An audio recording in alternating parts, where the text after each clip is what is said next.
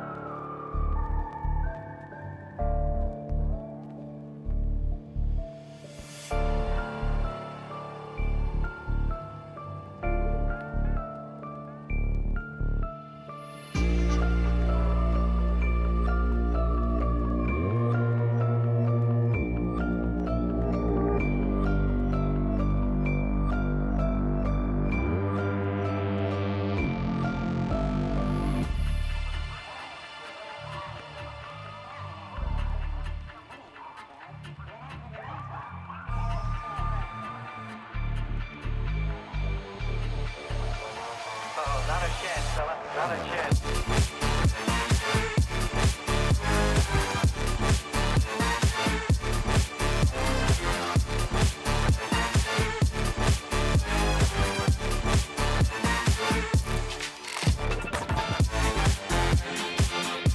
Space Gators is first over the fence. Watch out for Easy Raider patrols.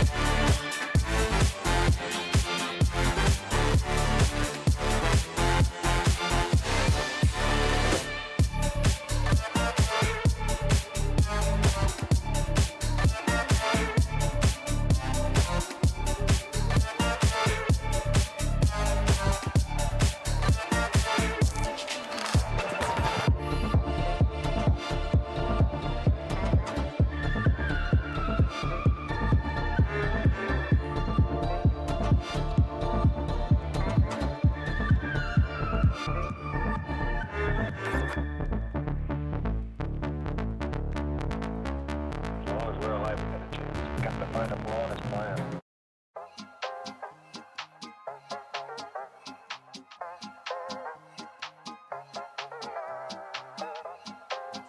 You and what army? Don't need an army. Just a little imagination. Watch.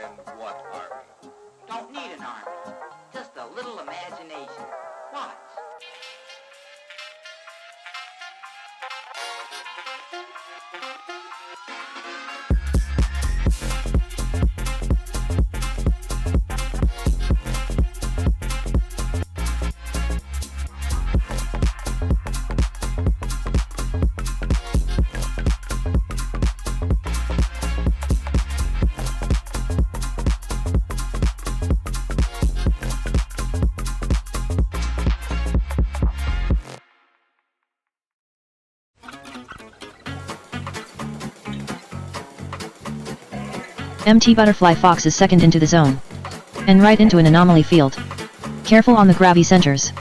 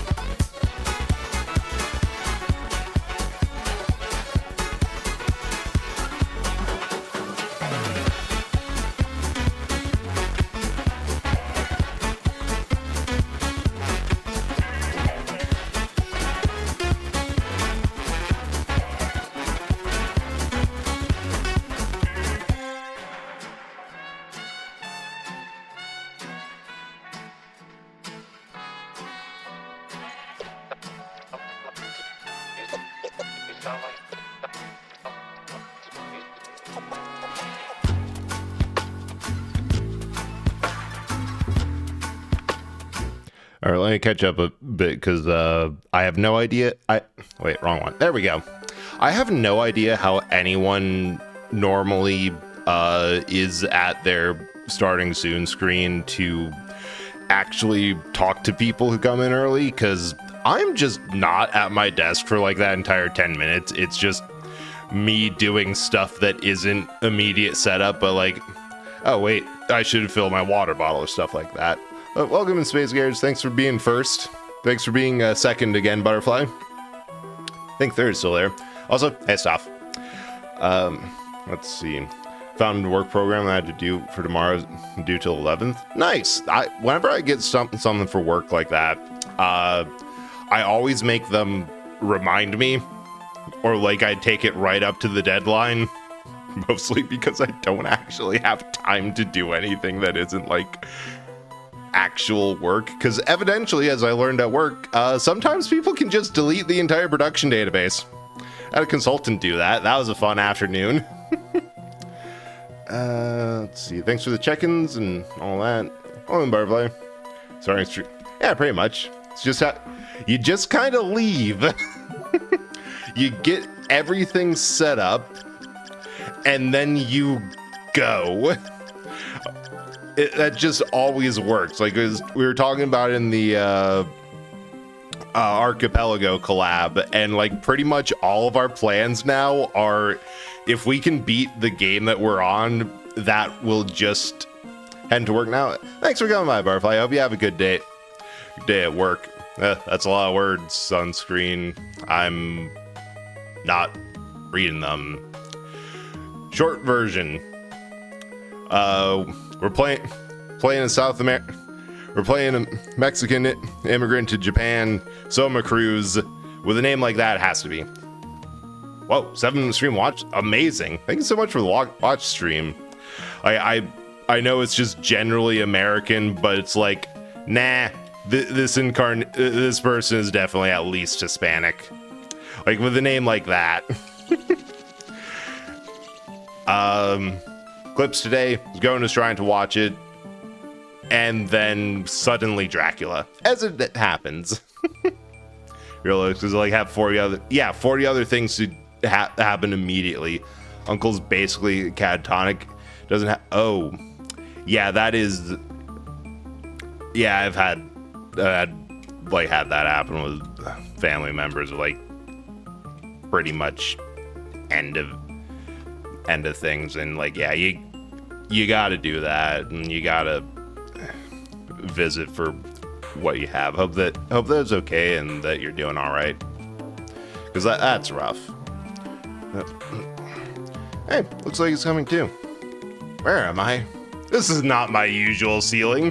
Whoa, what happened? So you've decided to join us. Do you have a pleasant nap? I like this guy already. Huh? Who the heck are you? It's okay.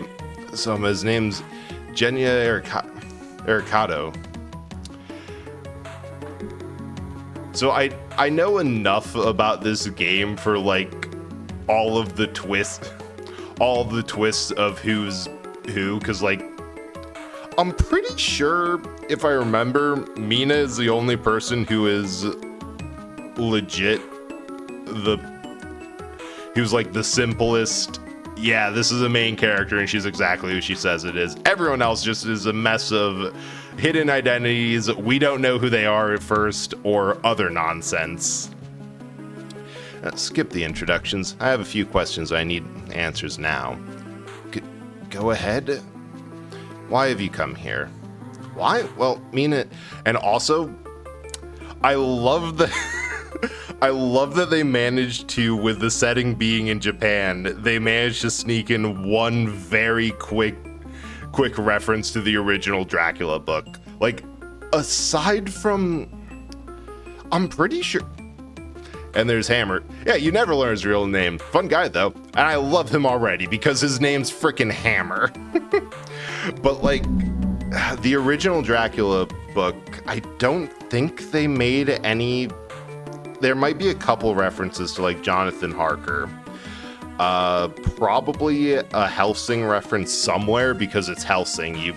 The only characters from Dracula ever references are Dracula, maybe Jonathan Harker, and Dr. Van Helsing. There's like an ensemble cast of 7 people or so. Maybe Lucy if you're getting a deep pull, but mostly it's just like those first 3.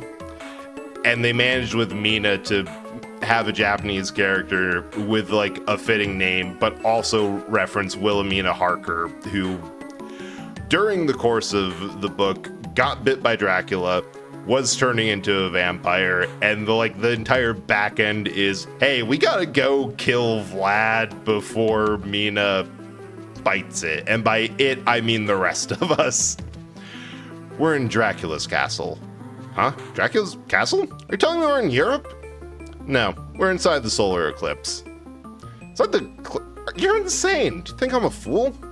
Soma, listen to him. He's telling you the truth. What the heck are you talking about? Give me an explanation.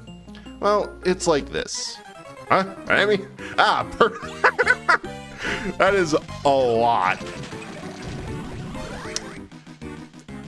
Can't protect the girl. Back wherever you can. I love the dork. Ooh. Hey, Fox. Heard that you're doing better and glad to hear it. One of the few games that really reference the book is Circle of the Moon. Games focusing on the off branch of the Belmonts. Main characters reference the family. Oh! Yeah, I think I've heard of that. I think I've seen someone stream it, but I don't remember. Also, I love the fact that you see Genya do something that affects a whole line or whole screen of enemies. It's Soul Steal. This is just Alucard. He used a skill from the original game. It's like, yeah, you can just do that in Symphony of the Night. Over the centuries, he got better at the fighting game combo of like half circle, direct across, and attack. It's been better. Hell yeah, better is an improvement, and that you'll get there eventually. Oh, but glad you're holding in there. Power absorb abilities. Ooh, we can steal people's souls. It's not a Castlevania game if I can't do that. Why would I have that power? Very good question. Like, wait, why do I have the ability to do that? I'm not complaining that I can, but I like to know why. Just no explanations. I love this already. Yeah, don't die. That's the important part. The Master's Chamber. Then you will understand everything. But you can't just leave Mina here like this. No need to worry about her. Put a protective barrier. But death...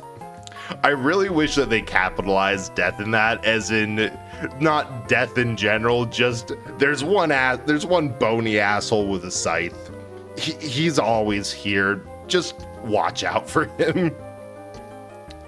Like just a little bit of kind of no, like a little bit of capitalization and oh, there's a thing up there and stuff would.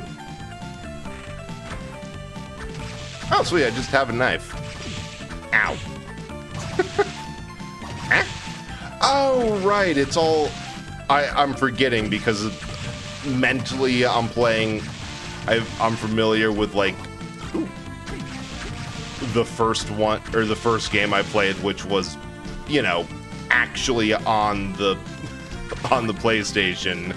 So there's more buttons. This is a Game Boy game. I have 2. A grand total of just those 2. Wait, I should probably. And I don't remember which is which.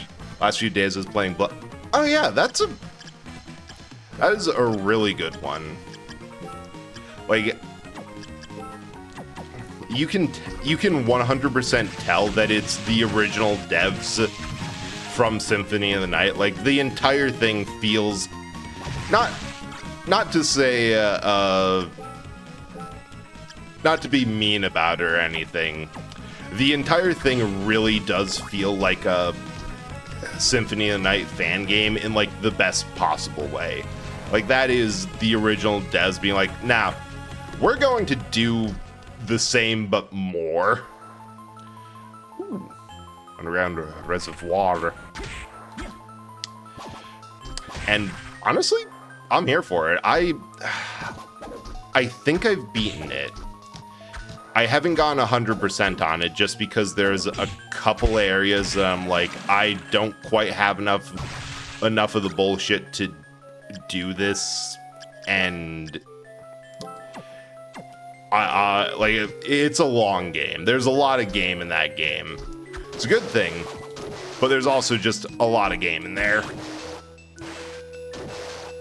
And I didn't even get to like the challenge modes, the randomizer Metroidvania. No, this isn't Metroidvania. It's literally the Vania part of it. The roguelike mode that I think is in there. Wow, there's a lot of water in this reservoir. Like, it's... It goes to the entire moat. So why am I down here? Where am I going? Oh! Meat! Worth it. But yeah, it's so good. Like, it looks gorgeous, and the main character that has like a design feature I love so much, of the fact that on like cover art it kind of looks like she has a back tattoo. No, it's just a giant fucking crystal growing out of her back. It's very painful, and she would rather not have it, but it's there. Hey, yeah, we're starting spooky month by channel tradition. How are you doing? Hope you're doing well. So I came across Hidden Side Dungeon last night. Hidden Desert. Yeah, that, no surprise there. I think the last bit that I tried before I'm like, you know what? I'm just gonna go beat the game with what I have, was like the 8-bit area. Thanks for checking stuff. Ow, getting hit by fish. Grape. Ooh, the shoulder buttons. Love how the eyes stick out on the 3D model. Yeah, this is just this is a canonical range of motion, that the eyes aren't fully attached to the bread. They're just kind of there. Honestly, I really love the 3D model just for the fact that it kind of gets across the design part of, yeah, these are bodies that are made by someone for whom something like a body is new. We'll keep luck. Who doesn't really know how things should be, so he did his best. When the new 3D models get made, try. Yes, we really do. I know it's a case of the people that I wanted to work with for like the ref sheet for the Corpse 2.0 model is both of them immediately had a whole lot of life happen all at once. and I'm still not sure where it is in that in the queue. But it'll happen eventually because I'm stubborn and oh my bones. Wait, I have a backdash.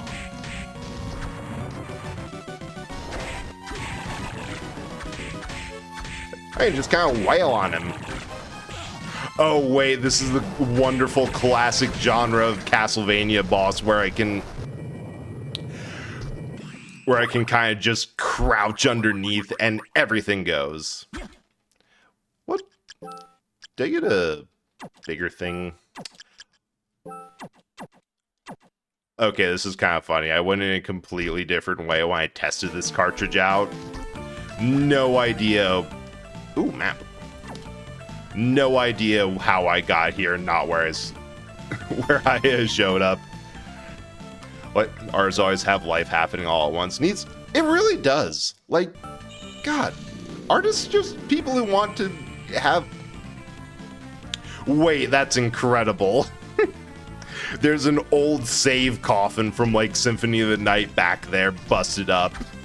Man, Vlad must have learned after that game, like, all right, I know we had those coffins for a reason, but my son used all of them.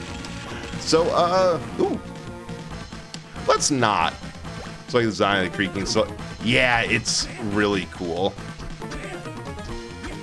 Yeah, it's great background details of, like, hey, and first of all, it does prep for the fact that Alucard shows up in this game with, yeah, no, there's stuff from the one game we know y'all remember.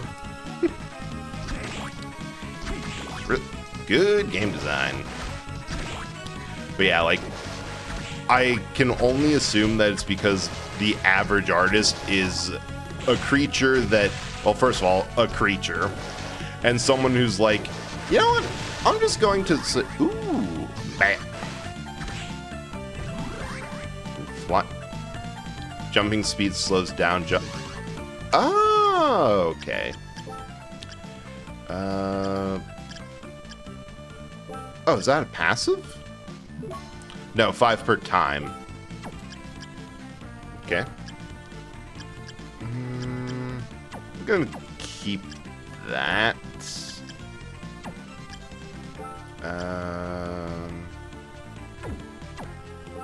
Wait. 20% MP, okay. Gravekeeper. Sleep config. Enemy. Yeah, it's archetypes are creatures. Don't mind us. Creature in the best possible way. Like, it takes a special type of mind to be content with all of the stuff that you have to do for creative endeavors, and be especially the type that is trying to not profit, but like that's what they do for a living. Like, that takes dedication. Didn't get sold, but got a level up. Neat. Huh? Oh, that's the floating armor. I see. I understand. Here, get that. The paranoia of have I missed a hidden wall? I think this is going to end. Hang on, I think they actually used like the Bureau design in Bloodstain. I remember like the wheel with a lion face in it.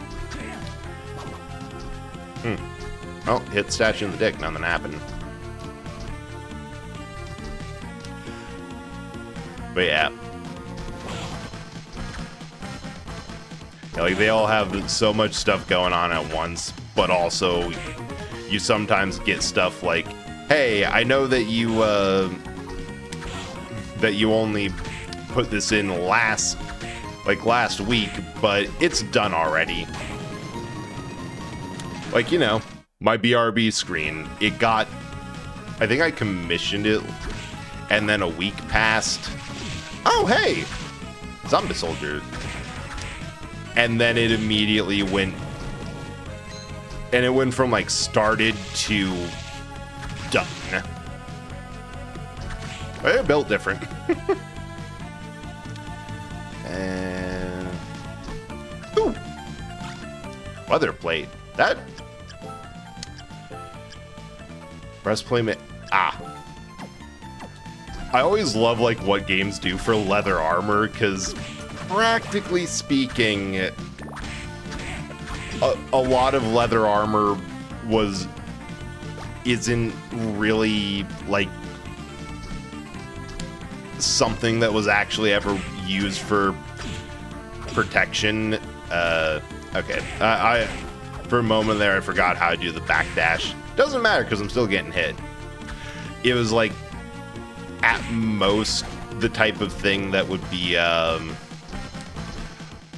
set underneath plate armor is a layer of padding or something, but games need something to be low level, and also hey, you have a lot of dex, you can't wear heavy stuff because of the strength requirements, but you need something, so here. Ooh! Oh, another bat. Ooh, better armor. So you get stuff like that was never... Or things like leather armor can technically be a thing, but usually it's just like, oh, studded leather, you mean like a brigantine. The thing that kind of is responsible for plate armor going out of style. A choice, but I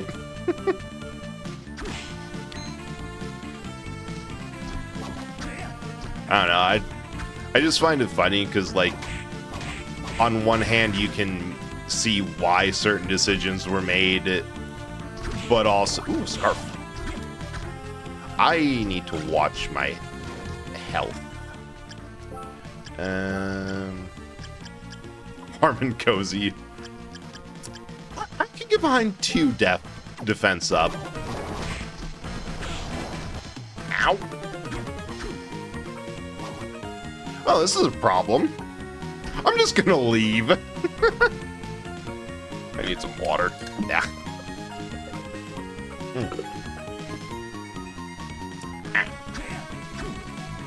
Wait.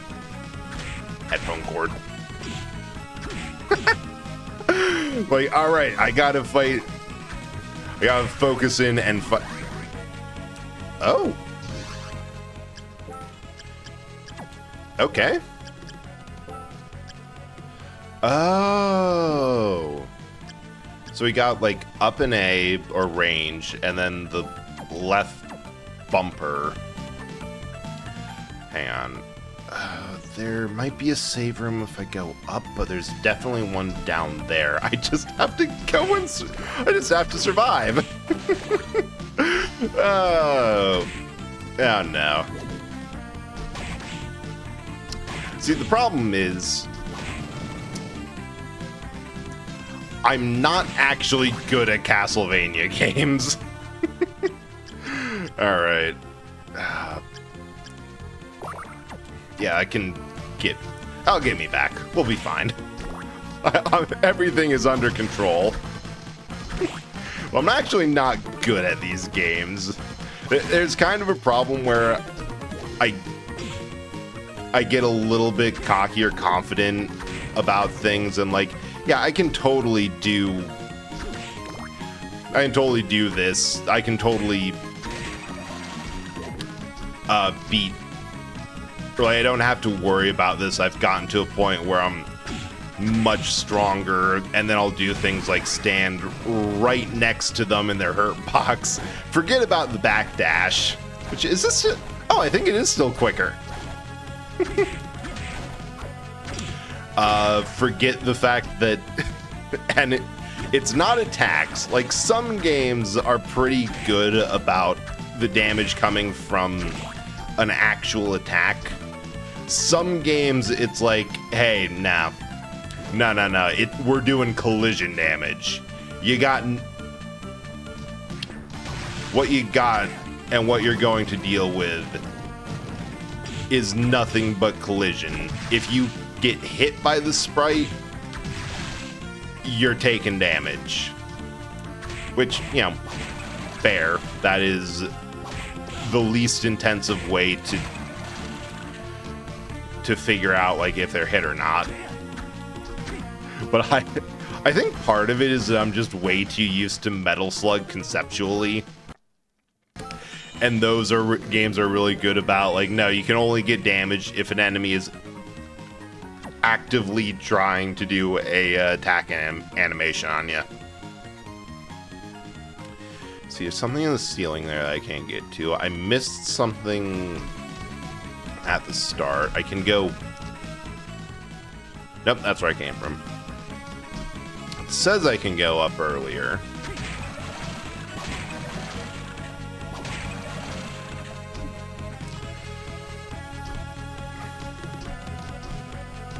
Oh, that's a platform. Neat.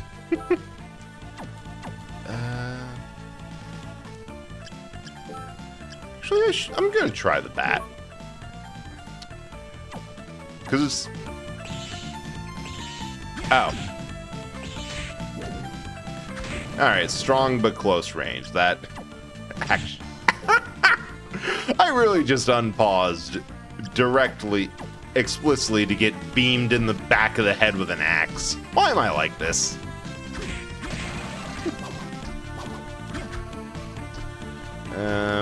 There'll be more stuff when I get a double jump. Hey Destiny, welcome in. Hope you're doing good. For once, we're not attempting to play Assassin's Creed 2. Daily bread. Why is it November? Because I'm glad you asked. It's a long-standing channel tradition ever since I honestly meant to play a spooky game in October like everyone else, and then by sheer scheduling, I was never able to make that actually work. So instead I decided it was much easier to just gaslight everyone in a no. Oh, there's another save room in here. Well, I'm not gonna say no. In a no, I didn't miss this at all. I totally meant to do this. We're just having Spooky's games in November, and I've kept that up ever since. And by kept that up, I meant I have continuously failed to manage a schedule properly and beat a game in a month. This is going to be on the schedule for a long time. I am not going through this fast at all. Makes sense? Yeah, there's a certain method to my madness. Or madness to my method. You know, the good thing about me being completely hopelessly lost at all points and having to fight things over and over again as I go from save room to where I'm trying to go is I'm getting so much experience, and I'll probably get, like, I don't know, something eventually. At least you're consistent. Yeah, I can be very consistent with my inconsistencies. That doesn't quite ban it, but one of those bots showed up. Heard the Vampire Lord in this game's hot. Yeah, they usually are. It's one of the nice parts about vampires. They're very good to look at. Right. Yeah, so I think you just have to continue going up and not suck at it. Which is the hardest part about these games for me. It's not anything about, like, finding where to go. It's just, don't suck. I say it's because no one else is saying it, but... Giant vampires are hot if they're not from Twilight. God, my full experience with Twilight is, some friends and I were watching it while we were drinking. By the time we actually got the movie on, I was fully drunk. Wait, nope. There's just a statue there.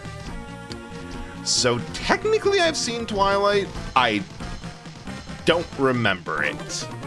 And I personally believe this is the best experience to watch Twilight. Because I haven't.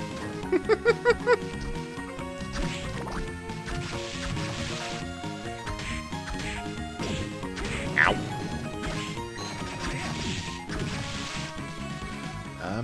Alright. I don't think I can get up there because of a lack of a high jump, and I just never went through this door. Nice! I'm hoping the zombie soldier... There's like... Oh wait, that's so cool. There's just an enemy back there, and because of the layering, it's just not a thing, but that's just regular ass.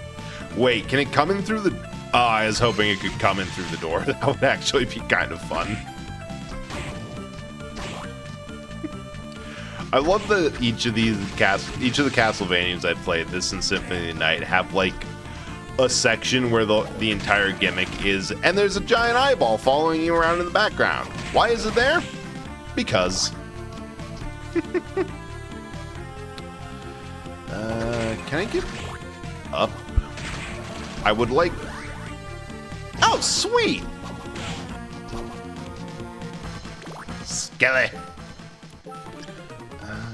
8 per use.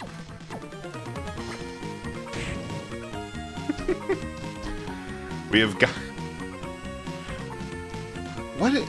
now I'm trying to think, because it's definitely... The skeleton bone is definitely the equivalent of, like, the axe sub-weapon from the old game. Ooh, cloth tunic. The spear... I don't know, I think you can... It's more that the devs were just having a little bit of fun with, hey, we have a system that we can use to justify, like, as much, or as many sub-weapons as we can come up with instead of just the classics. So we're gonna just kind of do whatever. The spear's kind of reminding me of the knife, but then there's fun ones like the bat that... Not the best, but an interesting little AoE. I hope the Tiny Devils give me something. I don't know why, I just think it would be neat to... Oh, this guy rocks. Actually, no, what I want is the armor ones, because... Huh? Oh.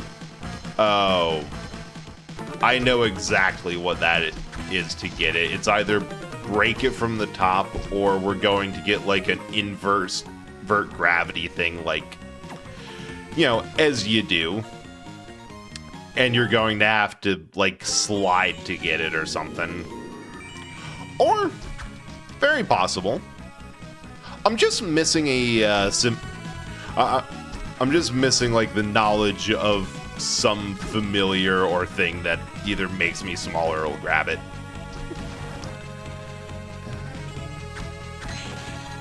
Hell yeah. Thing. I don't know.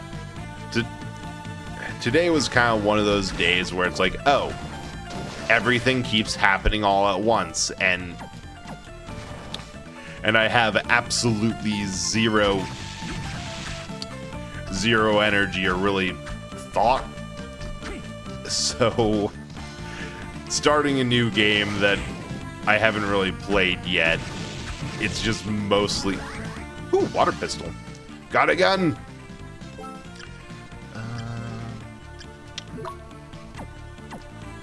I'm assuming the more stuff that... Wait, I kind of like that. The more stuff that I get, the more, or like the more souls of the thing that I get, the stronger the thing. Back one's getting doing 30. Oof. Yeah, I hate that. That'll always be what sets me off of just, hey, here's a whole bunch of stuff to do at once. Good luck. So I hope you're doing all right with all that. And like, if you have to go, I totally get that. Just like, just leave. If you gotta, because, ugh. Life is busy, but I don't expect anyone to, like, stay for any amount of time. Which fun... Oh yeah, no, of course the mermen are going to be weak to their own stuff. Another thing I like the series also acknowledges the Hammer film. Alucard's move... Wait, there's films for Hammer? There's always so much more Castlevania and Konami stuff than I am ever aware of. That's like... Why? Like, I'm not complaining. I love that. But the fact that there's just perpetually more stuff. This guy's too shiny. Oh, hello there. Hello? You're human, aren't you? Relax, my name is Graham. Let's say I'm a missionary. Oh, Soma Cruz. You weren't here in this shrine before, were you? How did you get here? I'm not sure. I went through the shrine gate and boom, I was here. I see. Can I ask you a question? Go ahead, I don't mind. Is it true this is Dracula's castle? Most certainly is. But isn't Dracula's castle in Europe somewhere? In theory, yes, but his true castle exists somewhere else. His true castle? Yes, well-known fact in the underworld. Do you believe in vampires? Well, no. Thought the story of Dracula was made up, actually. No, it's all true. It's leaked to the outside world. Usually, the church handles these things with utmost secrecy. In the course of time, Dracula has resurrected many times. People lost faith, craved chaos and destruction. So, are you trying to tell me now that Dracula's been resurrected? Again? How many times? No, Dracula perished in 1999. No, the prophecy of 1999, don't you? Nostradamus' great prophecy? That's right, Dracula's resurrected exactly as he predicted. But vampire hunters destroyed him completely. I don't know why it is. It's just 1999 seems so funny to me. Hammers who put out the old Dracula films. I never made the connection with Hammer and the Hammer. Oh, wait, that's genius. That's another like deep pull to Hammer horror films. That this game is hilariously smart. Year 2035, new master will come to the castle, and he will inherit all of Dracula's powers. But yes, the time is now. Better get going. Is that all then? Oh, yes, thank you. Farewell and be careful. Yes, you too. I love how Soma just kind of feels like a dork. Like, clothes, kind of punkish. Personality, dork. But no, that's such a good pull of those the old Universal monster films being called Hammer horror, and it's like, yeah, no, that's the theme. The theme naming. We have Alucard with a much better scramble than just his Dracula backwards. But also still kind of feels like the old trope of, yeah, the vampire's fake name is just the same as his current name, but messed up. And then there's Mina for pull of Wilhelmina Harker. I forget what's I like that dude. I forget what Soma Cruz's name's supposed to be. I know there's something to it. I've just forgotten what specifically it is. But I love the hammer horror pull. Where am I even going? Oh. Yes. Where am I going? Yes. There's just a lot of it to go. And I guess down? Yeah, because there's definitely going to be a save room there. Not this far down. Less. Nothing there? Really? Nothing at all. Ow.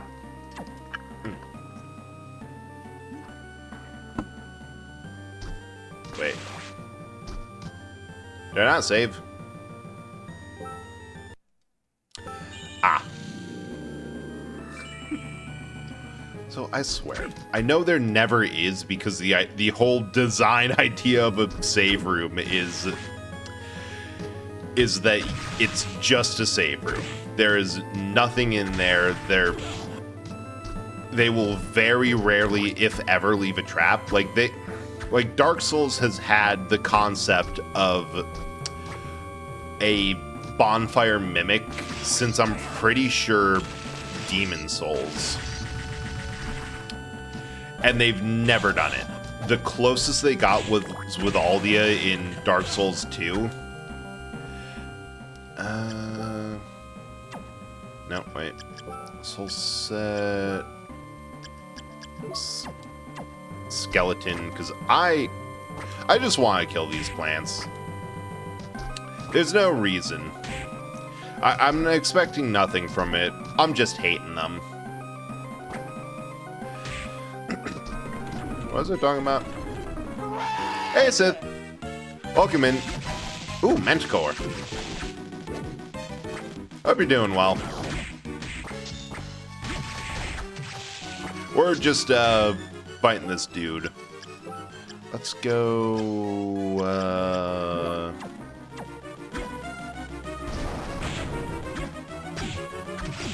we're probably going to die. Ow. Yep. Run away.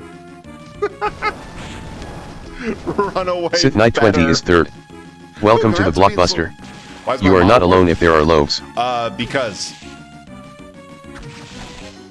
I got hit by the other one. Model's a bit warped because this is me looking at the screen. This is me looking at chat. This is me looking at my third monitor that I have no business looking at. This is me looking at my ceiling out of exasperation and because, you know, sometimes you just gotta look at the ceiling. Knocking it out? Hell yeah. The other thing, and the most fun I have with the 3D model, I just sit weird. Like, if you see me doing something weird with the model and it's like, okay, something 3 in a row? Hell yeah. Thanks so much for the watch streak. I'm always a little surprised that when people actually have one. Ooh, another skeleton. Bones from the collection. But, like, it's appreciated. Ow. Like, yeah, the fun part of a 3D model and while I'm looking forward for the full, for like a human-sized Form 1 is more often than not, if you see me doing something weird, it's not the model freaking out. I'm just like that. Thank you for the knife. Weird throw, but I'm impressed. For a moment there, I forgot that I had set everything up properly. Like, oh shoot, is that gonna work?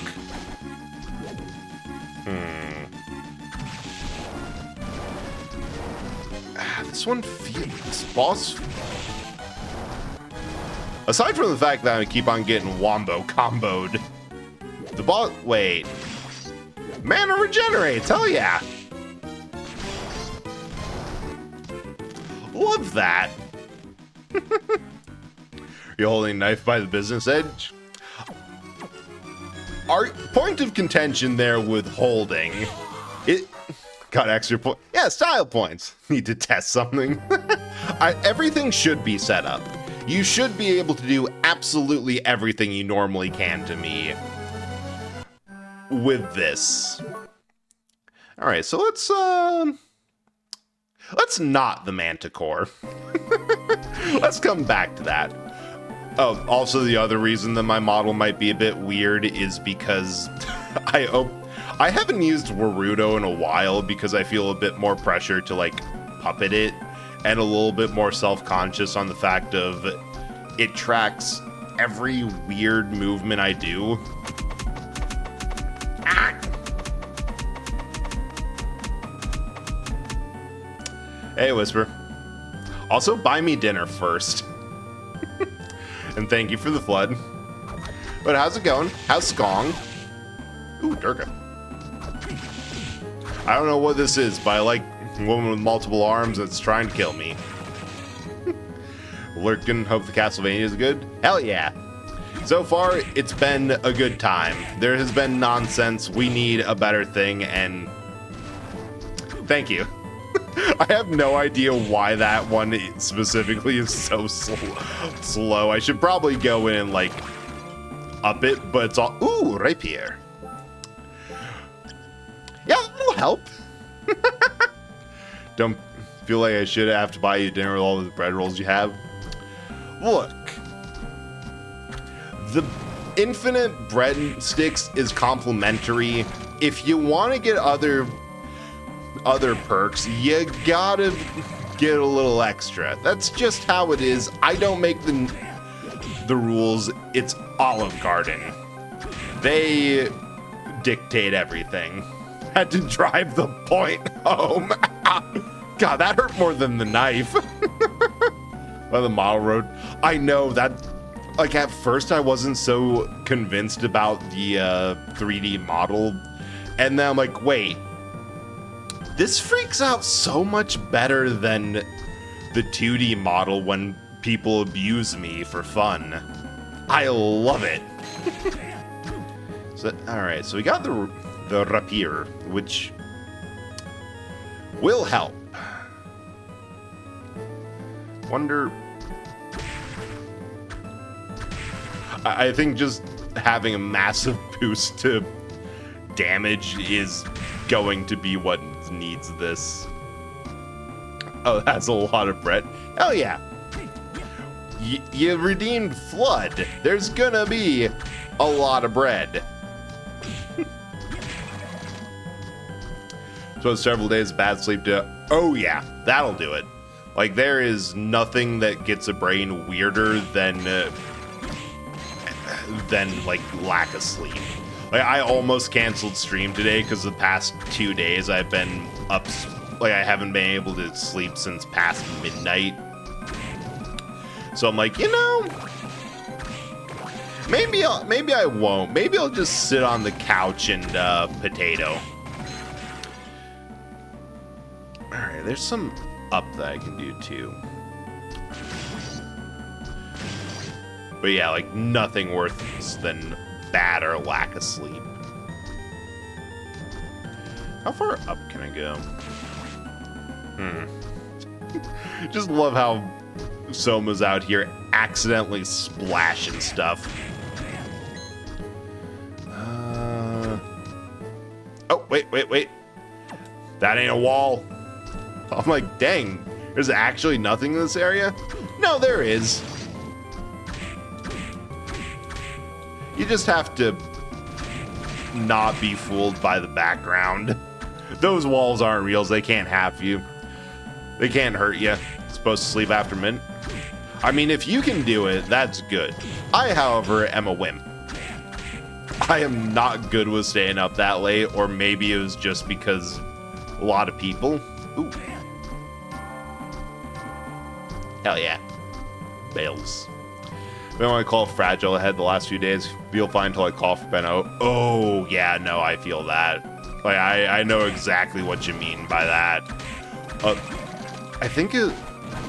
Yeah, because I had that when I had, like, the 2 days of feeling like I had COVID symptoms the past week, whereas, like, no, I'm fine. I'm feeling good. I can, like, work or do things. Wait. Nah, that's annoying. I can't get those yet. They're taunting me. And then I'd, like, do exactly that. Like, I'd get up a bit fast, bend over, and like, that don't feel good. Can I not ring that bell? No, I want to ring that bell. And yeah, like a lot of things about the human condition, it sucks. Like, I don't know why I've always been, like, more susceptible to headaches than anything else. But it's by far the least favorite part of anything. Okay. I feel like there's something if I fall down here. Oh shit, there is. Sword fashion. Alright, so it's not good. Ah, that's the thing. Cough, cough. Ooh, yeah, cough, cough. Ow.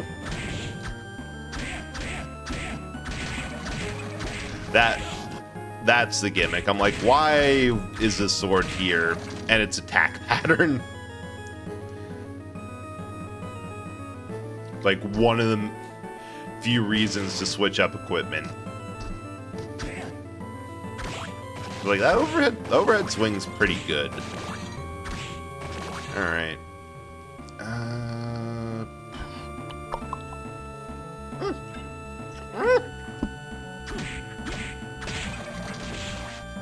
Ow! My body. I need to learn to not take drinks of water at inopportune times. Like, I'm gonna be honest. I kind of miss, like... Wait a second. Okay, that's one more step. Wait. Bamboo sword. Oh. I see the purpose. There's just enough of that attack arc to kind of maybe not really hit the bottom of... or hit the floor when you're attacking. Which I feel like is a thing. Unless I maybe have to enter that from the other direction? It might not be a bad idea for me to like hold up a map of secrets. It's like I love the explorations part of this, but there's also part of me that's like, I want, if not high completion rate, a good chunk. Pretty good mental fortitude to head pains due to my childhood, strong migraines daily still, and yeah, like that sort of thing exactly. Like, yeah, I'm used to them because I've had them a lot. Does it make it any more fun? Not in the slightest. Tosa's gone. Wait, it's gone? Hold up. I thought Oh. My bad. Hang on just a moment. I'll re-enable that. Few rewards. Right. That is 100% my fault. I disabled that because for the collab, I'm like, I don't want to tab out and do that. I have an active... Like, that was a day where I had an active fever and should not have been streaming. And that's 15. That's 15 out of range that does not do more damage. Winged skeleton? And then I just forgot to enable it because after that stream, I went the fuck to sleep. I should not have been up that day.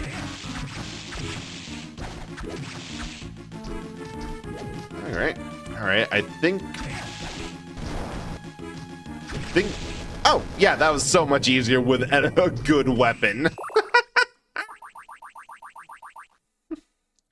God, it messes me up that that's just for recovery. There's no other things. Unless I was... Oh, hey, Flea Man. Fleaman. Ugh. I want the armors. The armors are always cool to me. Can't make the joke now, but... Fair. Fair enough.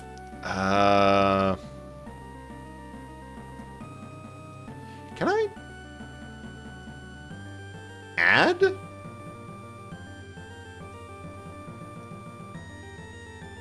Oh.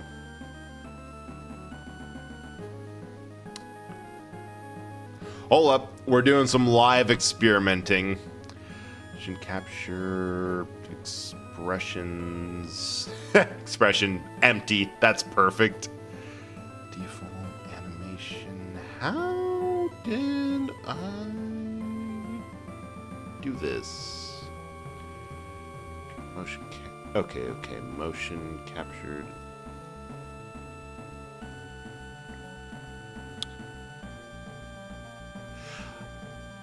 I have an idea. I think this will work.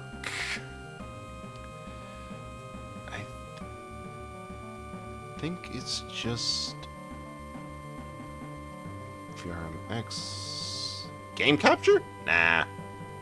I hope I can do this. Auto blinking? No.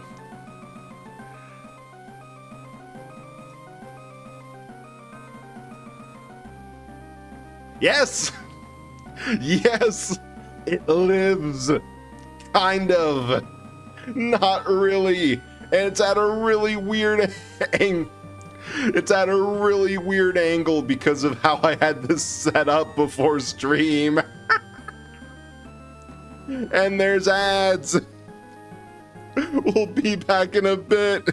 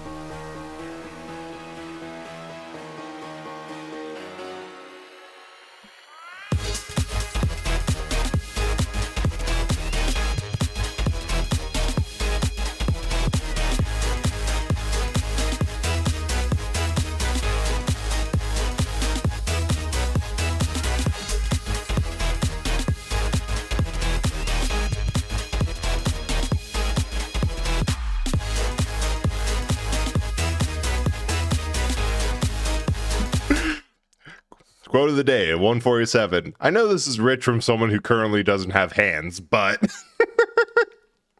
Anyway, welcome back, everyone. I really need to fix the camera angle, but like when I opened Warudo today, it was completely messed up from how I had it. You know, I'm always down for mad science. Hell yeah. So that's for when I'm not a minute away from starting stream. That's for when I have time to plan. Oh, hammer.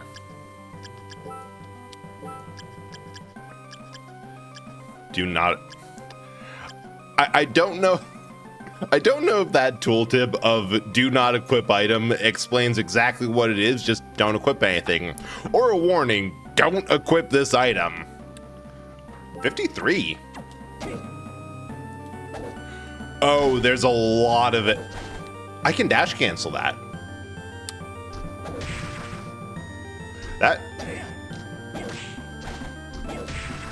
Like there's a pretty, it's pretty slow and there's a huge wind up at the end, but it's like, you know, it does 53 points of damage, but also it does 53 points of damage. Why wouldn't we use it?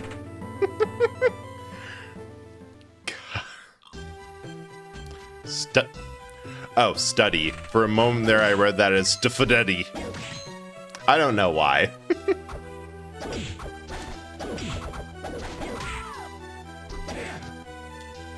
Wait. Library found. I wonder if the librarian from Symphony of the Night's still here. Like, conceptually, that's a really funny character. Practically, I can see them being like something that makes more sense from like in terms of like the Castlevania T. Ooh, bastard sword. Never knew his father. Long sword, broad blade and hilt. 36. So aside from the hammer, all right, pretty good straight hit. I'm going back to the hammer. I think I can use it. You know what I was talking about? Oh yeah, like it makes more sense with like the context of Dracula used to be kind of respected and liked by people. Falls apart in like the fuller canon of the games where, although I suppose Hector and Isaac are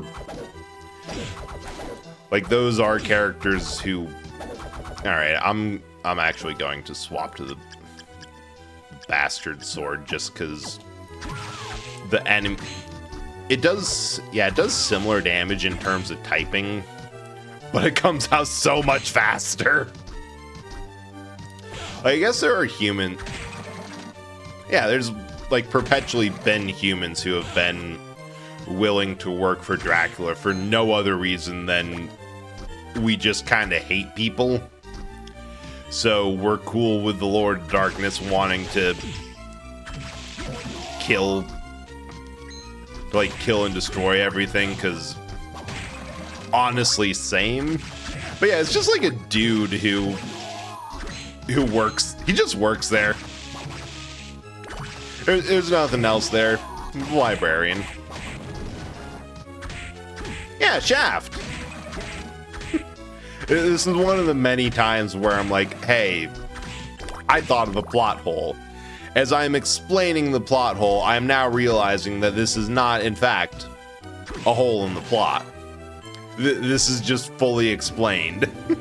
I'm just not thinking. Alright.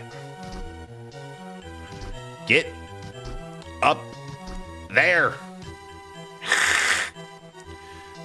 And some of them, yeah, and some of them are also just insane cultists. Also, hey BNG, my brain is fried. I'll slowly decode the rest of your name while I try to think. Welcome in. For example, is Frankenstein Haunted Castle. You can see his skeleton still on the switch. Oh, yeah! Yeah, that is true.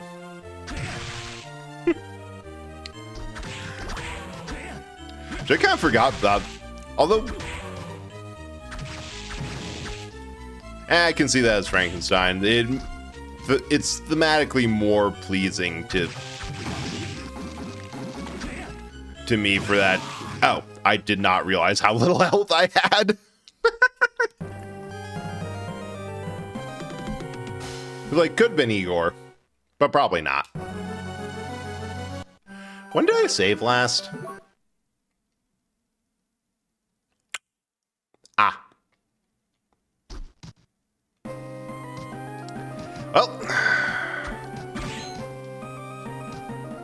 Time to, redo the boss.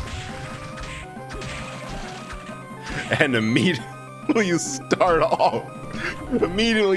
off with less health than we should. But I think I found out the pattern for this one of just stay close and I'll try to attack with the tail. And then, like, if you actually pay attention, he ain't bad. Why do I talk? Why do I speak?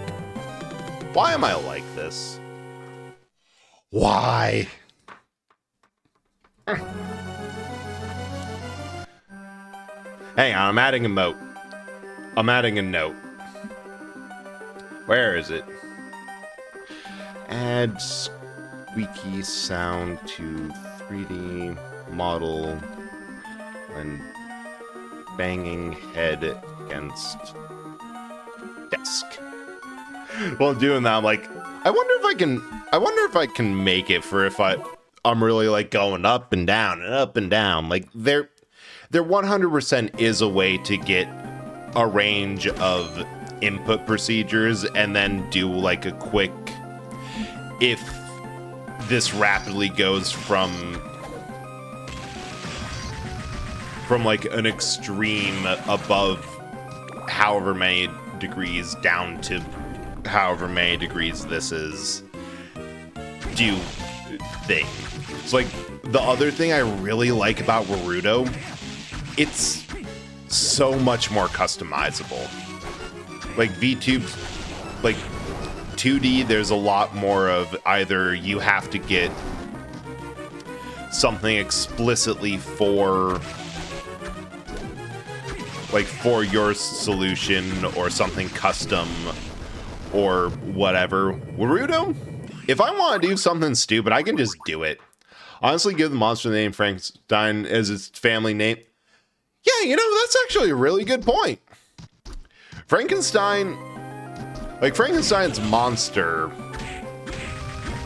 is, by all means and practicality as far as the text treats it, just the doctor's child. Like, Dr. Frankenstein is the monster of that book because he rejects his own creation. Dude was not like, you can tell that Frankenstein was written by a woman because, like, the main conceit of the novel is, hey, if a dude had to take over responsibility of a child, the responsibility of motherhood, he would fold in a minute. Man was not built to be a mother. So yeah, I guess technically, yeah, monster is Frankenstein. I'm gonna go down first. I'm fishing for a save room. Wait. This feels... Ow. Ow. Ow. No, ow. Ow.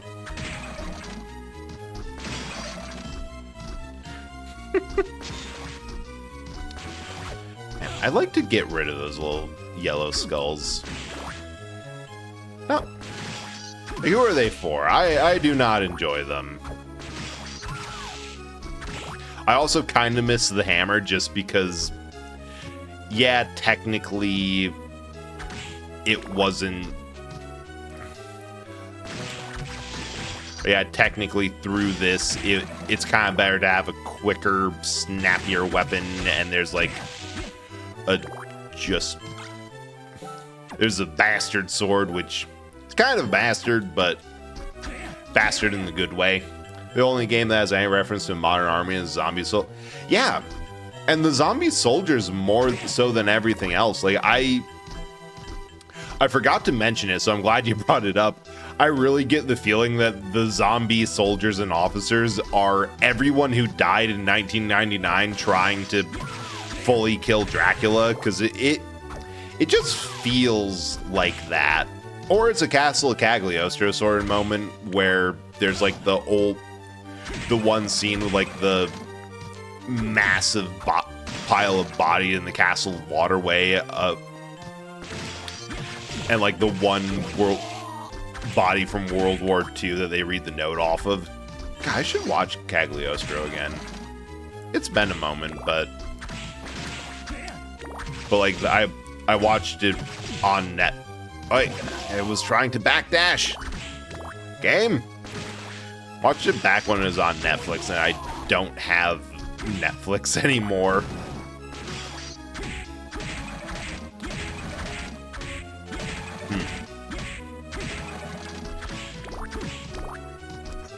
But yeah, it kind of makes sense. Like, I see why this is the only one that has a modern reference to modern armies, because practically speaking, it's the only one where a modern army existed. If you want to be pedantic about it,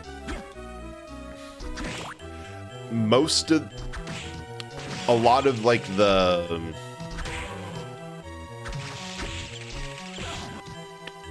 I am once again almost dead. A lot of like the older yeah, I'll use a potion. Older like Symphony of the Night, the ones that were set in, like, 1400s, like a good vampire slaying thing would be. There were still skeletal musket men and arquebusiers. I don't know how to pronounce like the technical term for person with an old ass matchlock. I'm going with bussiers. This one the yeah, true. This one the sequel. I have an idea. Wait. I'm just gonna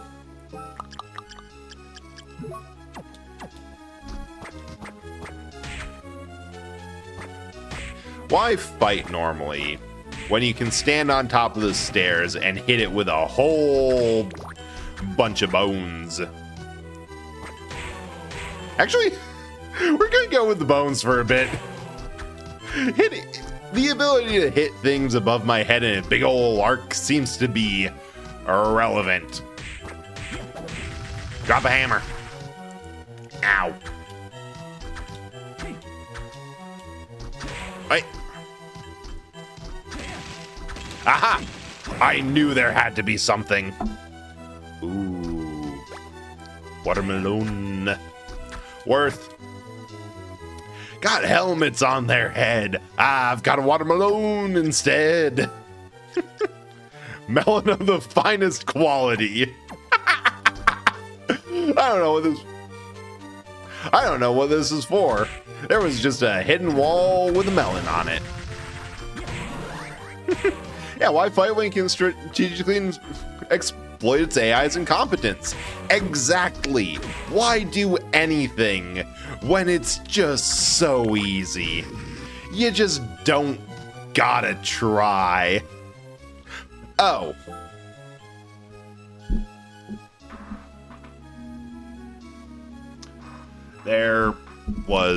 I broke my tracking. Hold on. Good to know. Good to know. I can't actually fully head desk. I just kind of have to do a mid-air headbang. Ah!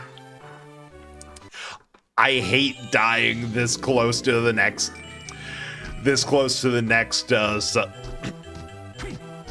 save points. Like, it was right there, and I could have had my big ass hammer too. Brad, you pulled a me. Miss a save room. I didn't even miss it. I died in the previous room. Hang on. I died right here. This is the spot where I died.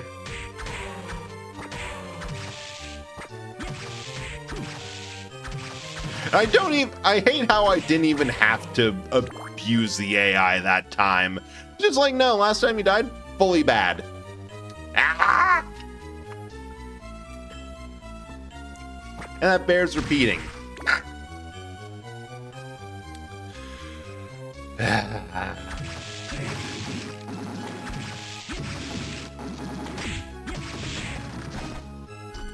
almost did it again. Just my luck, you know? Kind of hope that I get one of these jobber enemies. Like, I'm probably not going to change off. I just like conceptually getting stuff. Oh. Hell yeah. Take your time.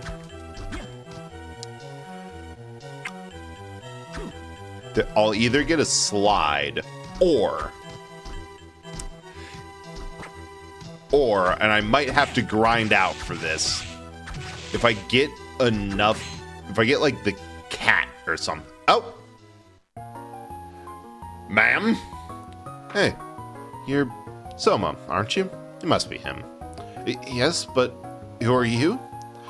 Oh, forgive me. Yoko Bilnades, member of the church. Bilnades was one of the Splinter families or something, right? How would a member of church recognize me? Met oh, they don't even try to hide who Alucard is.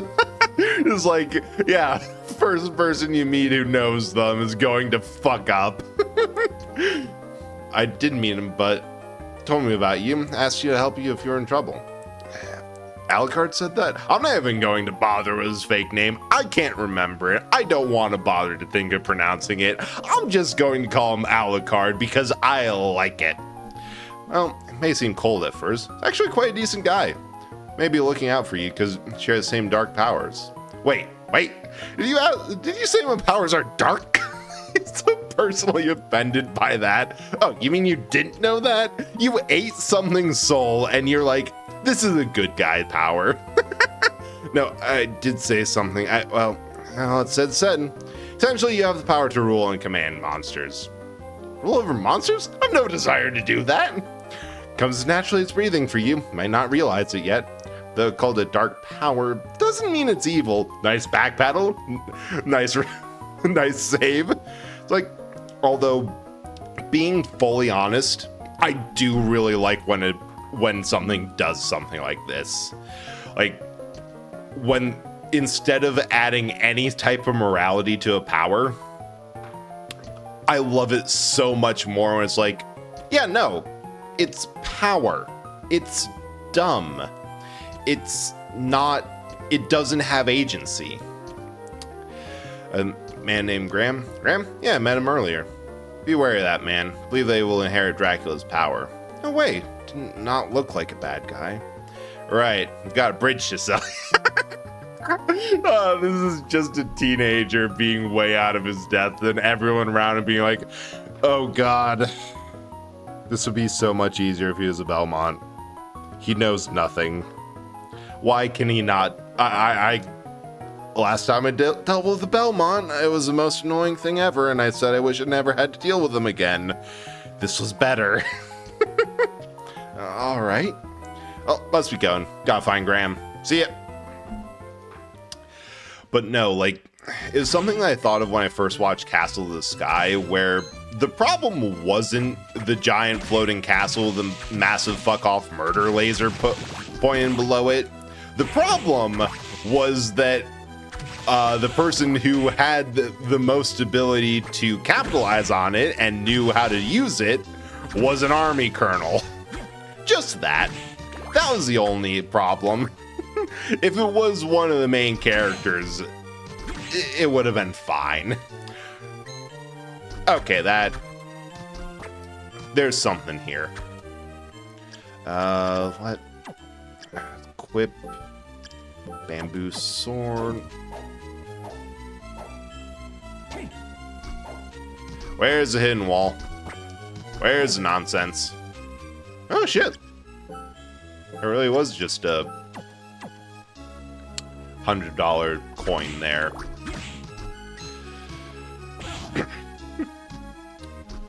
I'm thinking that. Nope. Not going that way. Nope, nope, nope, nope, nope. Nope. Nope. Fuck. I should have went the other way. Great. Oh. Oh, I want this man. We are gonna heal. We're gonna eat some tasty meat. And we're gonna equip merman. We are not going to equip merman. We're going with the winged skeleton.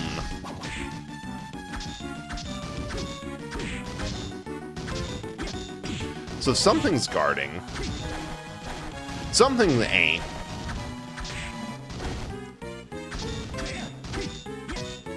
I feel confident? Like, this thing's huge and intimidating and beautiful. And also hits like a truck because it's built like a truck. You know what? I never use any of my stuff. Ow. Oh, wait. Overhead. Holy shit, that actually worked. Yoink. 404, health not found. Hammer! Oh, what's a child like yourself doing in a place like this? I love that theme music. Child, you're rude, Grandpa. Oh, my apologies. Name's Hammer. Army ordered me to come here. Hi, Soma. Thought I was inspecting a shrine, and suddenly I was in a castle. Don't you think that's a mean thing to do to a guy? So I just bailed on my mission. What do you mean? There were a bunch of strange people gathered at the shrine. Thought they'd be good customers, so I opened up a shop.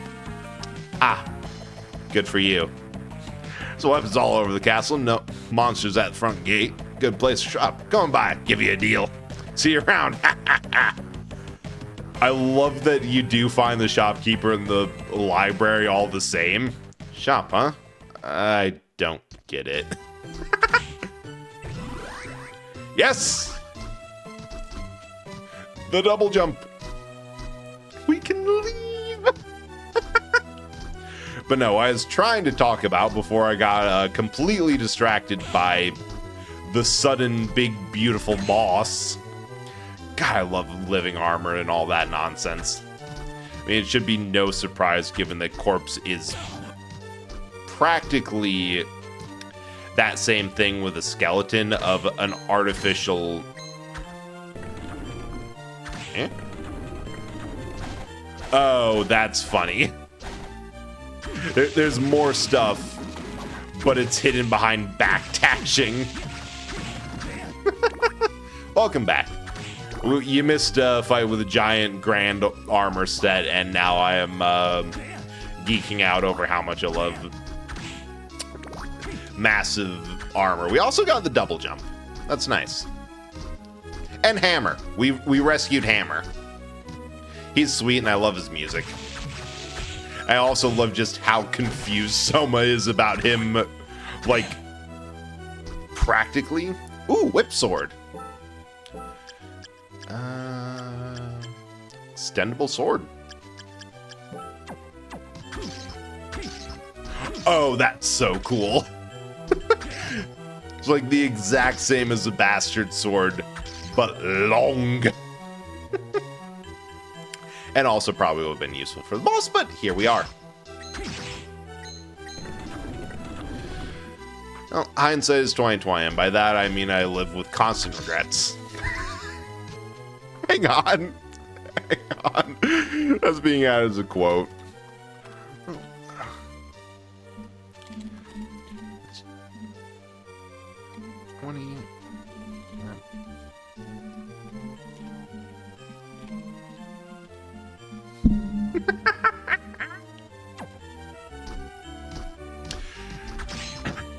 But yeah, it's talking about how much you love like the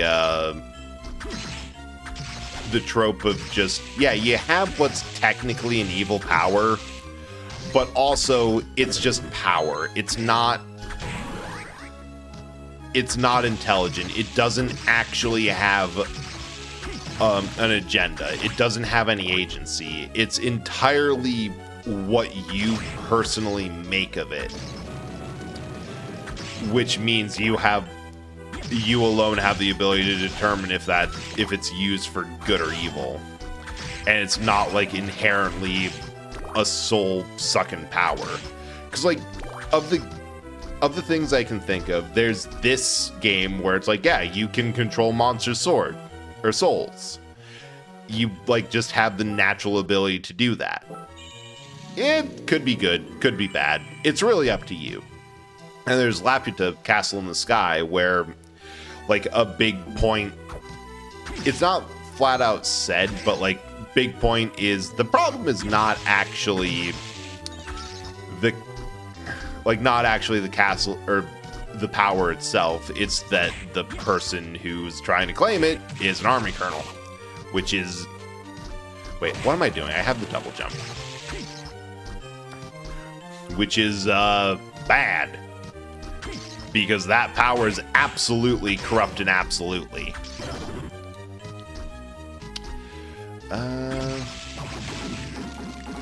Yeah, but... Oh, no. Oh, no. We're getting womboed. We're getting comboed. Wait, you can just stand on this dude? Stand on, son. You killed me once, but never again. And then there's, shit, I had another example, but I've forgotten it.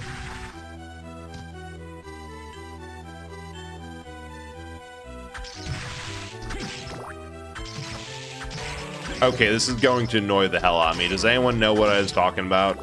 I had 3 examples. This game, Lapta, and one other that I really liked. Oh, yeah. Final Fantasy 15. Because at the end of that, like the whole plot arc, the quickest, dirtiest summary I can give for FF15's plot arc is...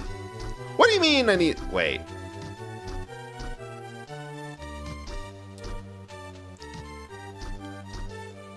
Oh, come on.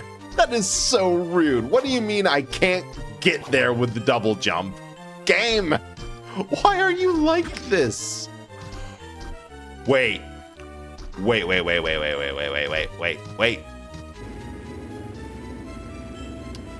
Oh, I am a genius. I am the smartest bread who's never lived. Hang on, that's being added too. Oh.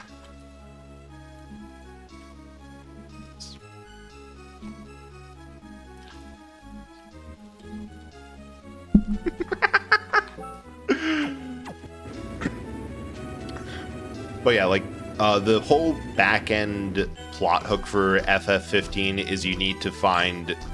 Ooh, broadsword. Yeah, I'll take a 42.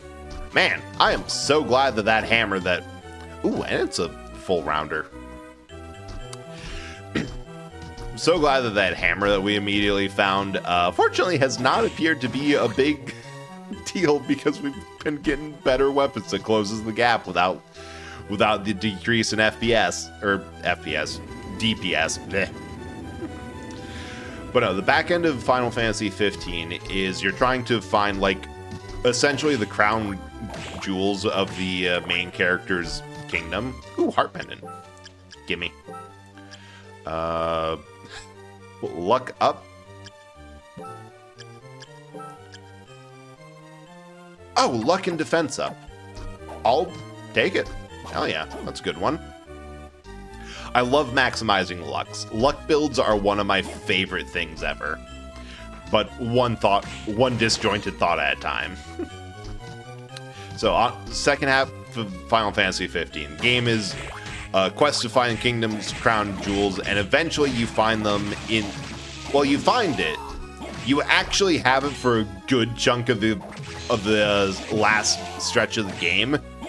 It's just that during that time, you can't wear them because it's your main character's being kind of a whiny bitch about things. Paraphrasing. I honestly think the amount of stress he has is very understandable given the circumstances. It's just that part of the story is like, yeah, a lot of shit's happening. It's very unfair. You still gotta step up and do it despite all that. Like, that's the message I get out of 15. Of like, is it fair? No. Do you have to do it anyway? Unfortunately, yes. I'm gonna backtrack to a save point. I am squishy. I do not wish to be this squishy. And I'm also going to reset my tracking again. That's another to-do list item that I think I have written down elsewhere of... I have to...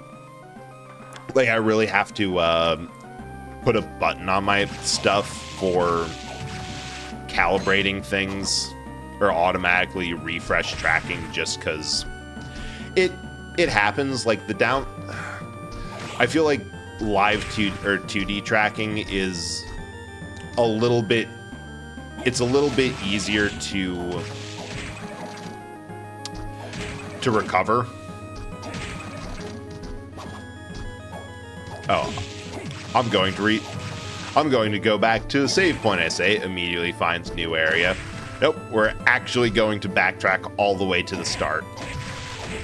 Just because I want to see what the hell Hammer's up to. But yeah, like, you get the ring, you get for like a good chunk of time, and you can't wear it because there's like one last push of, nah, shit's legit hit the fan here, and I have to step up. That happens in the final dungeon. And when you finally put on that ring, it's like, oh, wait, it's a really good thing that I didn't have access to this immediately, or that there's like a traditional mystical artifact test of power, because the stuff that you have on it is Ultima, which is, yeah, I think it's Ultima, that's described as actually tearing a hole in reality and unmaking whatever hits. Vampirism, as a health drain, that's your main attack.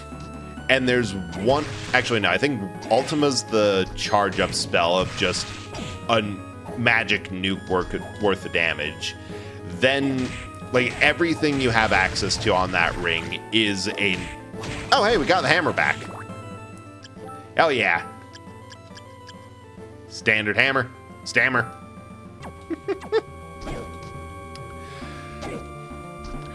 But, like, everything on that ring is the most fucked up spell, and I remember my first playthrough at one point just actually saying, I don't want this. This feels bad. This feels evil. But like the whole reason there's a test to make sure that you can handle it is so it doesn't get abused, which is just like such a cool thing thematically of, yeah, this artifact feels evil. This feels like something the bad guys would have. it's in your hands now. You've had to make sure that you can handle this power and not go absolutely insane from it. So anything that happens now is on your conscience. Good luck.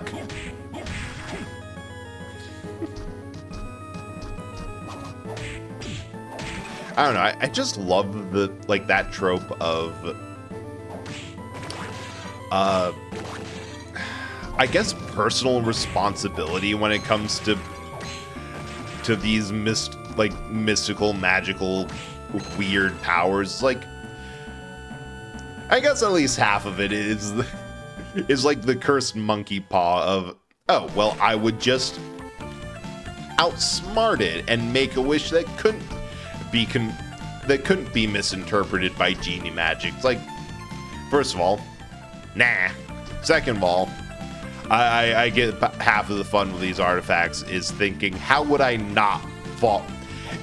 It's like, yes, ooh, combat knife. Those are usually pretty good because of how fast they hit. Oh, wow, that's actually really good. Although, of course it is. It's a modern freaking weapon. At least half of why it's so good is probably because it was made in the past couple of decades instead of the past couple hundred years. Love it.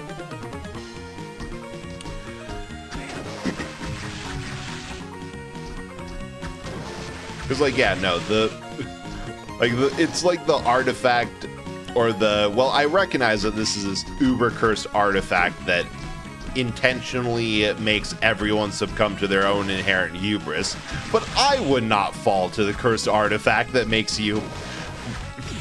amplifies the wielder's hubris, for I am better than that and smarter, and nothing can go wrong. Wait, what do you mean I'm falling to my own? What do you mean that exact attitude is by definition hubris?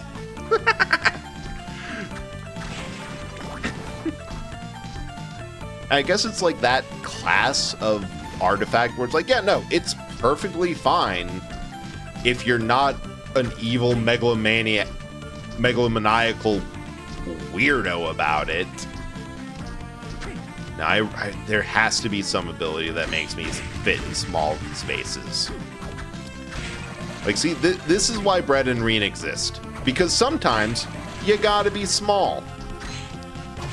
Like, that's just start and stop, full end of things. If you wouldn't,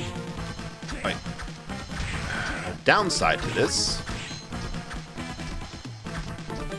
they do tend to get close, and some enemies are not about that. I honestly kind of wish I had the 2 equip slots for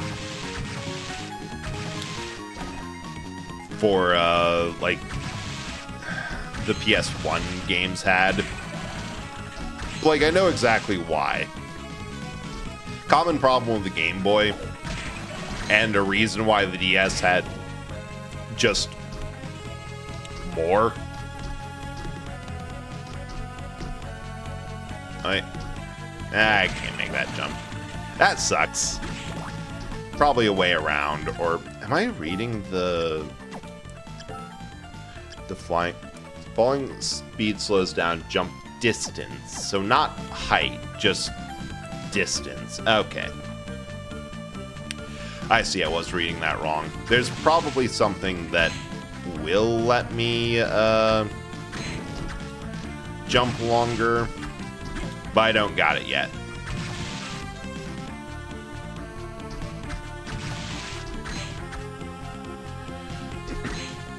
What was I talking about? I got distracted again. Oh, right. Luck builds was on the table of topics. There's something so funny about them to me. I did... The last one that I really remember doing a massive luck build for was... what the heck? God. Symphony... Not Symphony of the Night. I mean, I did try to I tried to do a more balanced one, even though the Allocrat armor exists. Absolutely awful, cheap knockoff of your best armor. But the luck increases. And I love that. I used it extensively for when I was grinding. Was Demon Souls, because you can forge a boss weapon with whatever the poison swamp boss that scales with like faith, like the miracles primary stat, the magic primary stat, and also luck. Like luck is S rank scaling. I don't even think it's listed because it's like not luck isn't any on the scaling at all. It's just you get this weapon, and then whenever you increase your luck high enough, it just gets like a 3-point damage boost. But it's also kind of late game, so I didn't immediately pick. Why do I have the feeling that if I simply explored some of the double jump areas, I would have found another one of these mirrors? Ah, well, I can get back fast. That's all that matters.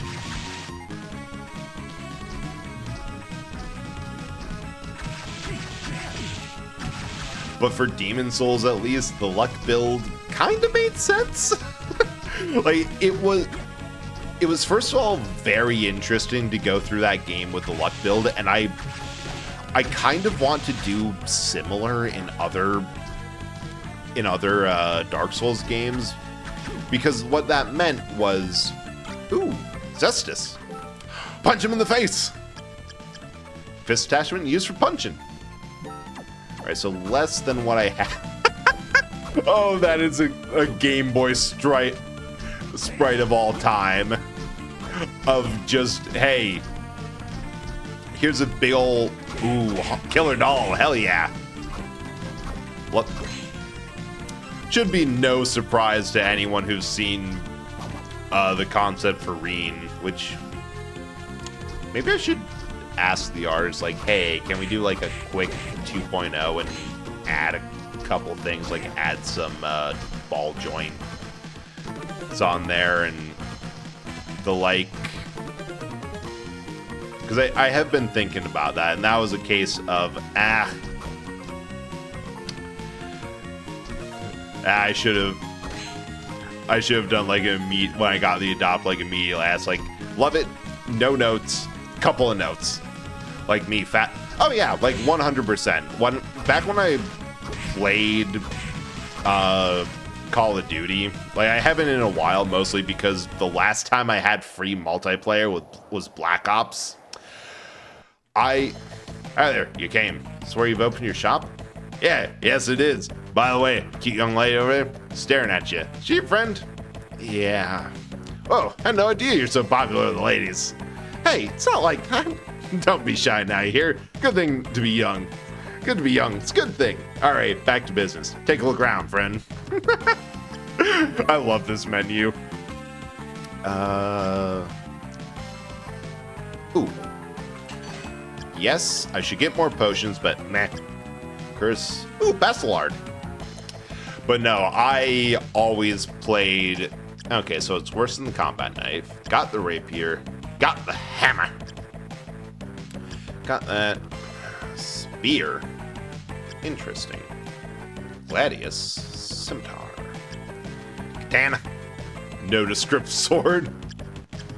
Oh, I don't have enough. Very closing made specifically for. I wonder where you got that hammer. 46. So, but treat myself resin 3D printer. Hell yeah, that's going to be fun.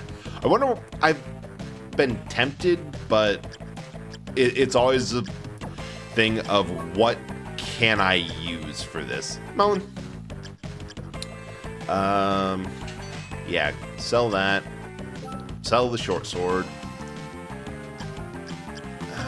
Sell the bastard sword. Sell the hammer. Sell the rapier. Keeping those for just for the what the hell do you call it? Posterity. Am I wearing the leather plate now? Well.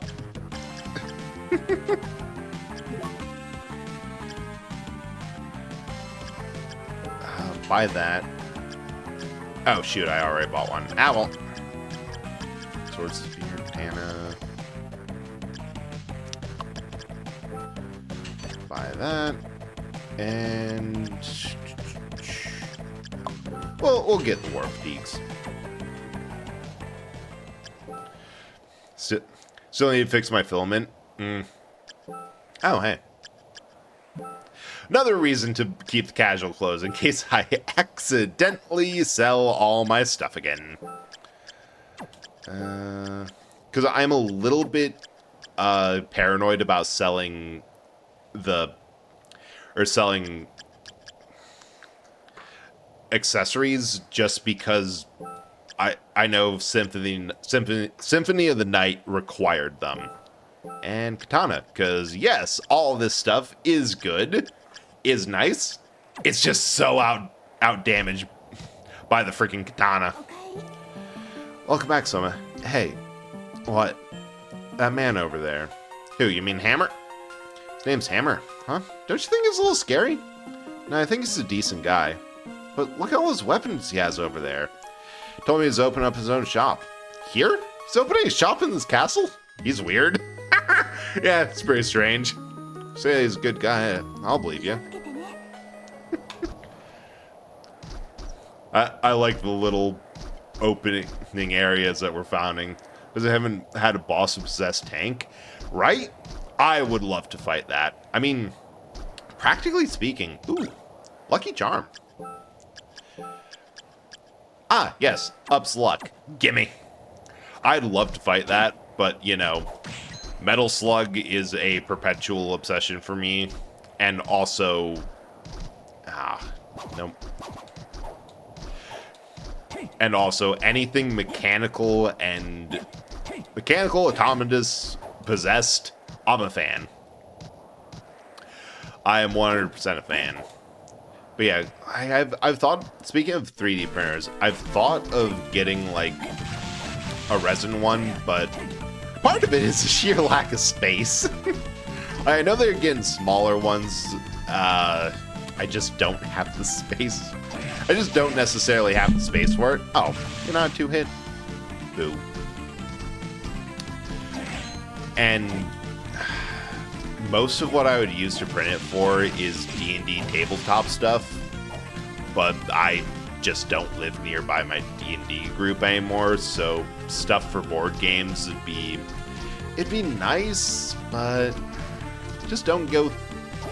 And I'm sure like a quick look at what STL files are out there and available, I'd immediately be like, oh hey, here's 20 things that I could use right now and use around the house, or here's a niche little thing I could do.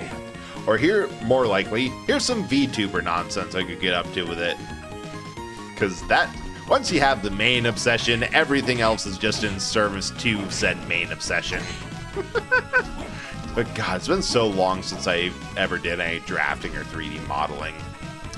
And that's a case where the people who I know who can do it, it's the same reason why coding updates and stuff for my bot are so far and few between.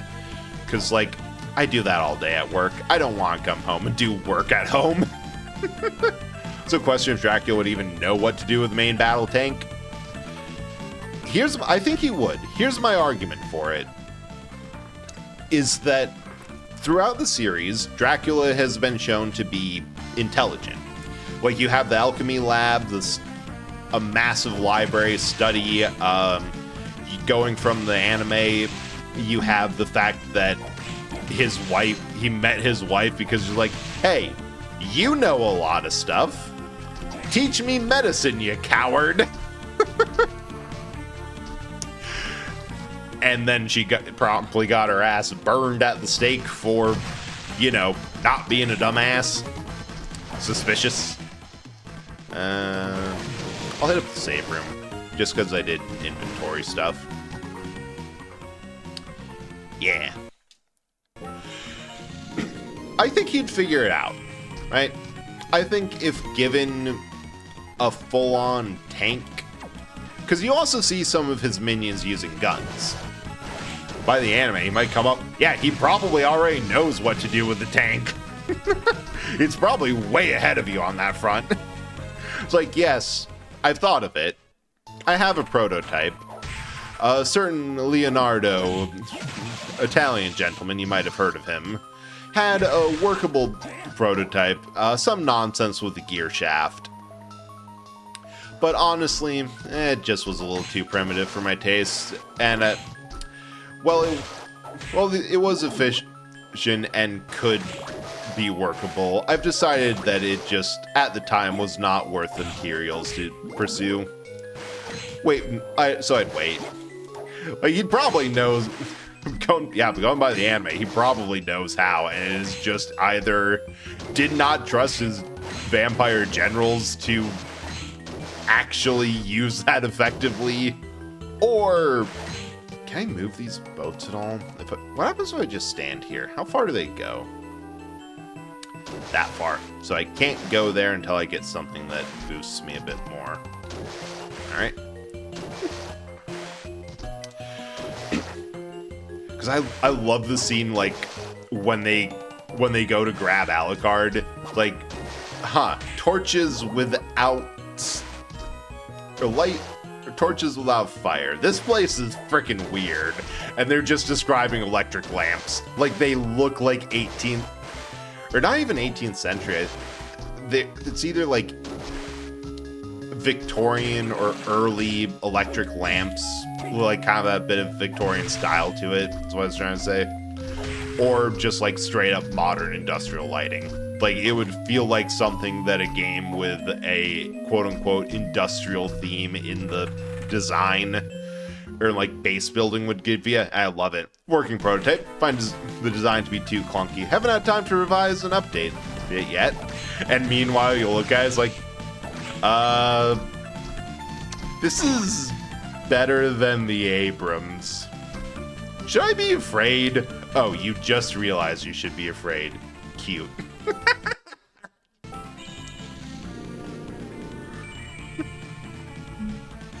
So at least my interpretation of Castlevania Dracula is, could he figure out anything? Could he figure this out?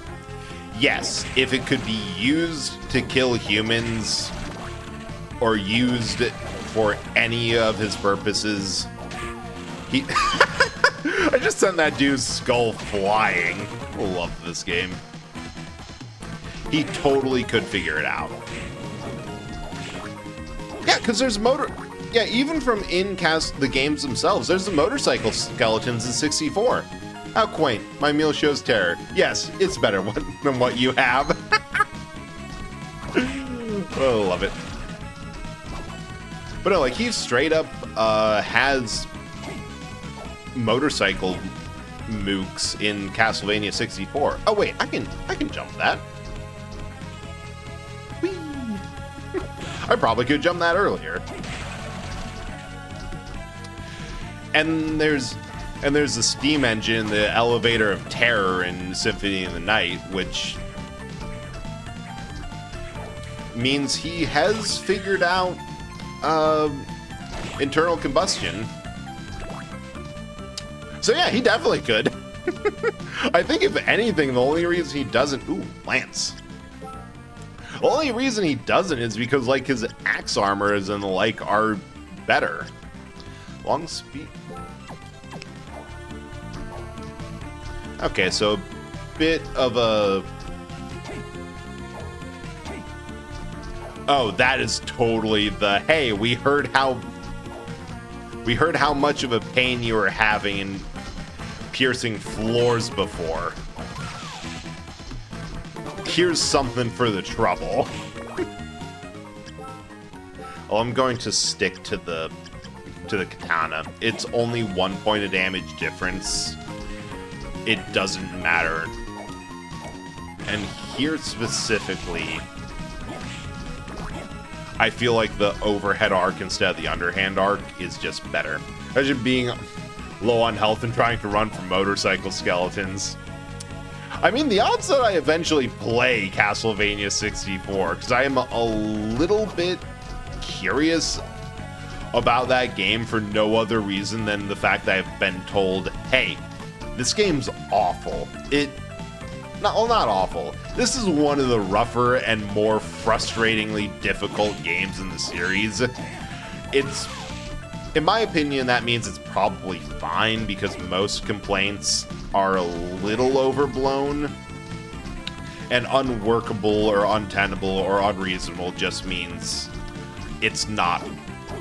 It's a little bit frustrating. Except for unless it's Sonic 06. That was accurate. That was understating. Dance Hall. Wild. Funky music, too. Ah, fuck you, Chandelier. I'm Issue Warrior 64. You will hate the Nitro section. With that, I need to play it again. Yeah, that'll track. Strange. Sense a dark power within you. Who are you? It's rude to ask questions before introducing yourself. Yes, you're right. Can't give you my name, but people call me Jay. People call you Jay? Why hide your real name? You criminal? No, I have amnesia. I'm told that I was in an accident in 1999. Suspicious. Woke up in the hospital, forgot my name fast. Oh, I see. Well, name's Soma. Dark power? Were you born with it? I don't really know. I first noticed it when I entered this castle. See, guess I was mistaken. Sir Jay, why have you come to this castle? Call me Jay. Filled with fear when I hear the name Dracula. Came here because of the prophecy. I also thought memory might return. In fact, since my arrival, felt like memory's returning. Oh, ads. Me back in a sec. Bunk, bunk.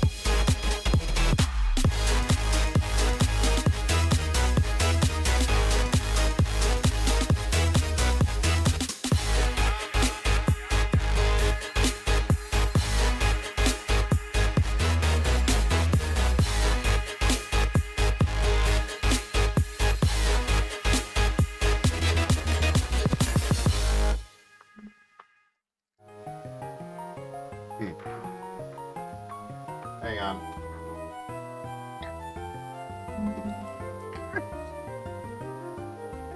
Where were we? Oh, right. The tragic accident of 1999. Accident occurred in 1999? Maybe Dracula was involved. I fear you are correct, especially since I have magical powers. Jay, are you an exorcist? Well, you might say that. I work for no one myself. Must be going now. Sure we'll meet again. Yeah, see ya. I like him. I like his vibe. And also the fact that that is obviously the Belmont.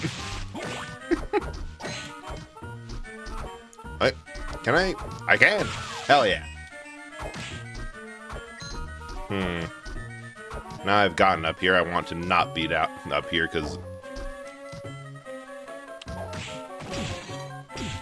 Oh! Those are enemies. I'm like, huh, that's a really neat background effect. Why am I taking damage? Ooh! I don't know what nonsense that is, but I like the look of that. Bonk. Ow. Oh. It has to be a slide. Like, from everything I'm seeing, there has to be a slide power-up somewhere. It is annoying me so much that I can see all of these things, but I cannot reach them because the game's like, actually, you need a slide. No, in the grand tradition of everything mildly horror adjacent, we are not letting you just wiggle under there and show a little bit of oomph. You gotta get through this in the most annoying way possible. I already know the button input.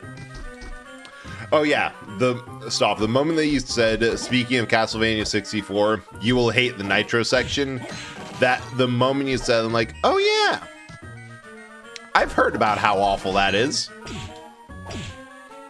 Of just, hey, go bring this barrel to an explosive wall. Also, if you get hit like at all, it's going to explode because it's Nitro. Which on one hand, kind of accurate for Nitro. On the other hand, down the hole. There's stuff there. Actually, shortest path, 2 things. Ow.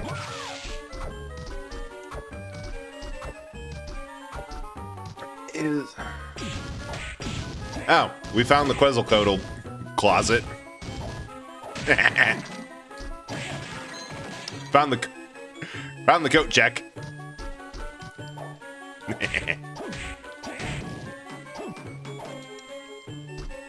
Speaking of that through a sheer series of puns, Discworld related, of course, is reminding me that it's been a long ass time since I last thought about the Anoranka. The Anorank. It is an anorak jacket draped around an ankh. And I love it just because I'm pretty sure it came from the fact of it came from a mispronunciation. Hell yeah. Glad to be back here because I desperately... Actually, how much money do I have? $1,000. That ain't much.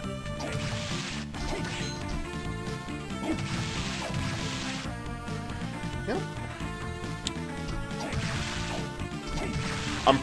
Also, now that I think about it, I'm pretty sure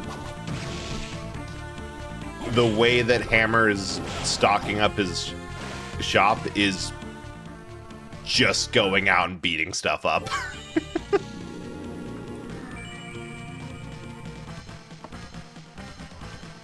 Like, yeah, it's hard to tell because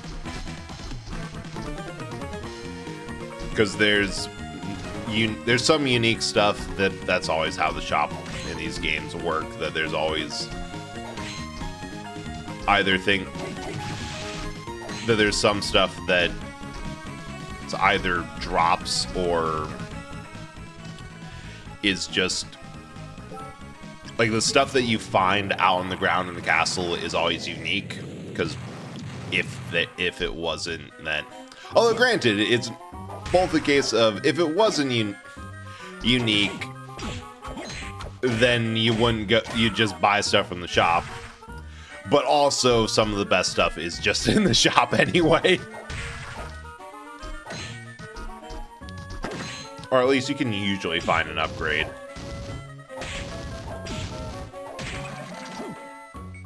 Bonk.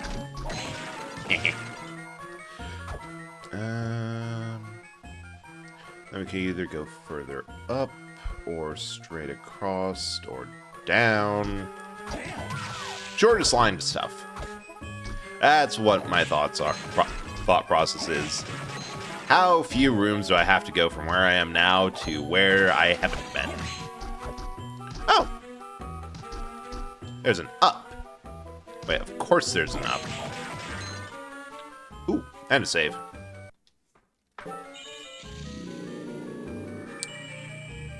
What was I talking about? In many ways, this has been an amazingly long string of... Oh, hey, the game over portrait. I recognize that. We will see it again. Ow. Aha! Down here? Nope. Samurai armor. Red body armor used by set. Oh yeah. That's just all the more defense than the copper plate. Plus the all right, done with laundry? Hell yeah.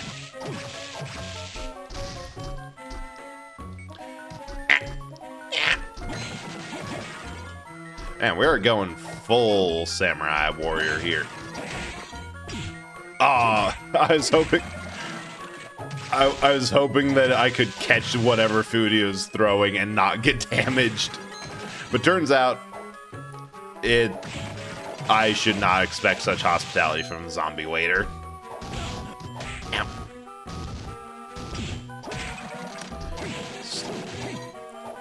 Wait, something. Did something good? Hang on. Hold up.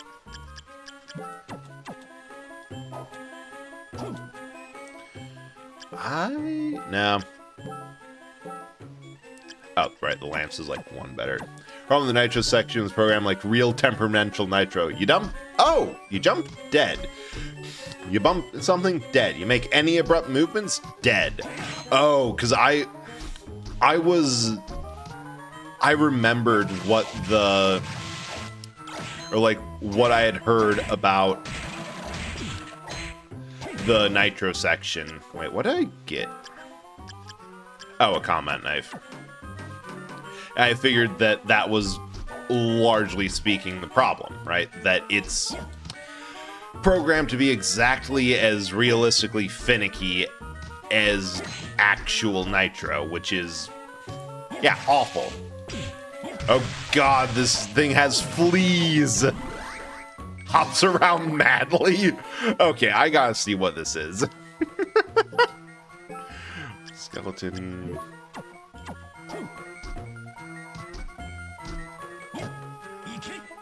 It just summons someone? I love that. It's not even I'm using the skill, it's just, here, do crime.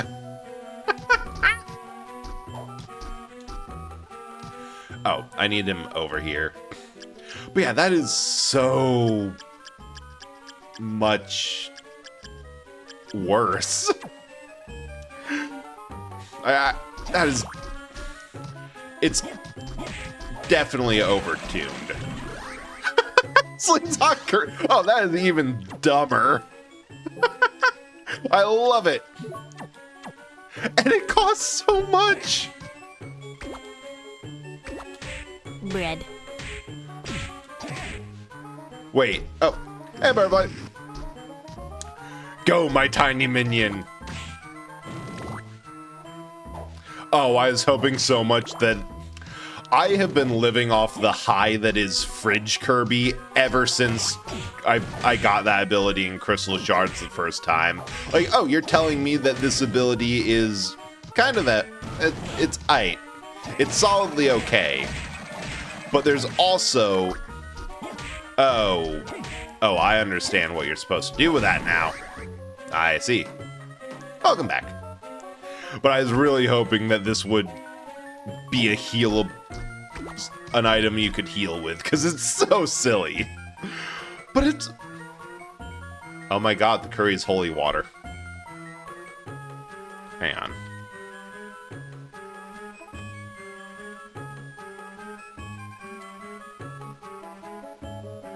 That... It's the same gimmick. It's the same gimmick that made holy water kind of intense in, like, the original. Of you just have this thing that stays there and becomes a hazard. Well, we found holy water curry. It's great. Oh, which reminds me, I am between two options. I have all the stuff that I need to make chicken noodle soup, which is great because soup season. That is the time. But also, the recipe that I have a recipe for curry that is chicken curry. Last time I made it, I just substituted beef because, like, it's also a curry. Or a curry is practically soup. Oh, come on. So you can, once you have the pot full of stuff, you can do whatever. And that's enough. Mana Prism. Alright. Ooh, mesmerize the enemy. Interesting. But yeah, Japanese curry. Strong love. Yeah. Yeah, I got the recipe off of someone who's like made it before and is living in Japan, and is like, yeah, no, I can see why they went with this recipe. It's good. Curry makes, yeah. I'm not good with spicy things. Oh my god, it's...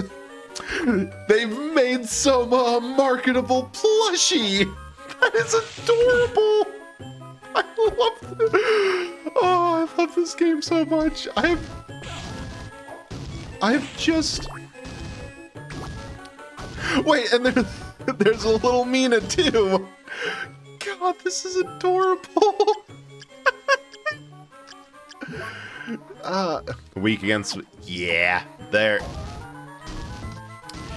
a reason one of the charity incentives I had a while ago was, hey, I got a random spicy ass pepper. I don't know what it is. Oh, shit. Damn it. I didn't save. Fuck. Aw, man. Yeah, we gotta redo all that. Which means we have to get all back. Damn it! I was trying so hard to avoid that, and I walked right into it. Well, got the combat knife back. And same thing! We died in this room! A Japanese homestay student taught my late mom how to make their family curry. Damn. Yeah, there's good recipes, and then there is, hey, here's the family one. because you cannot get any better than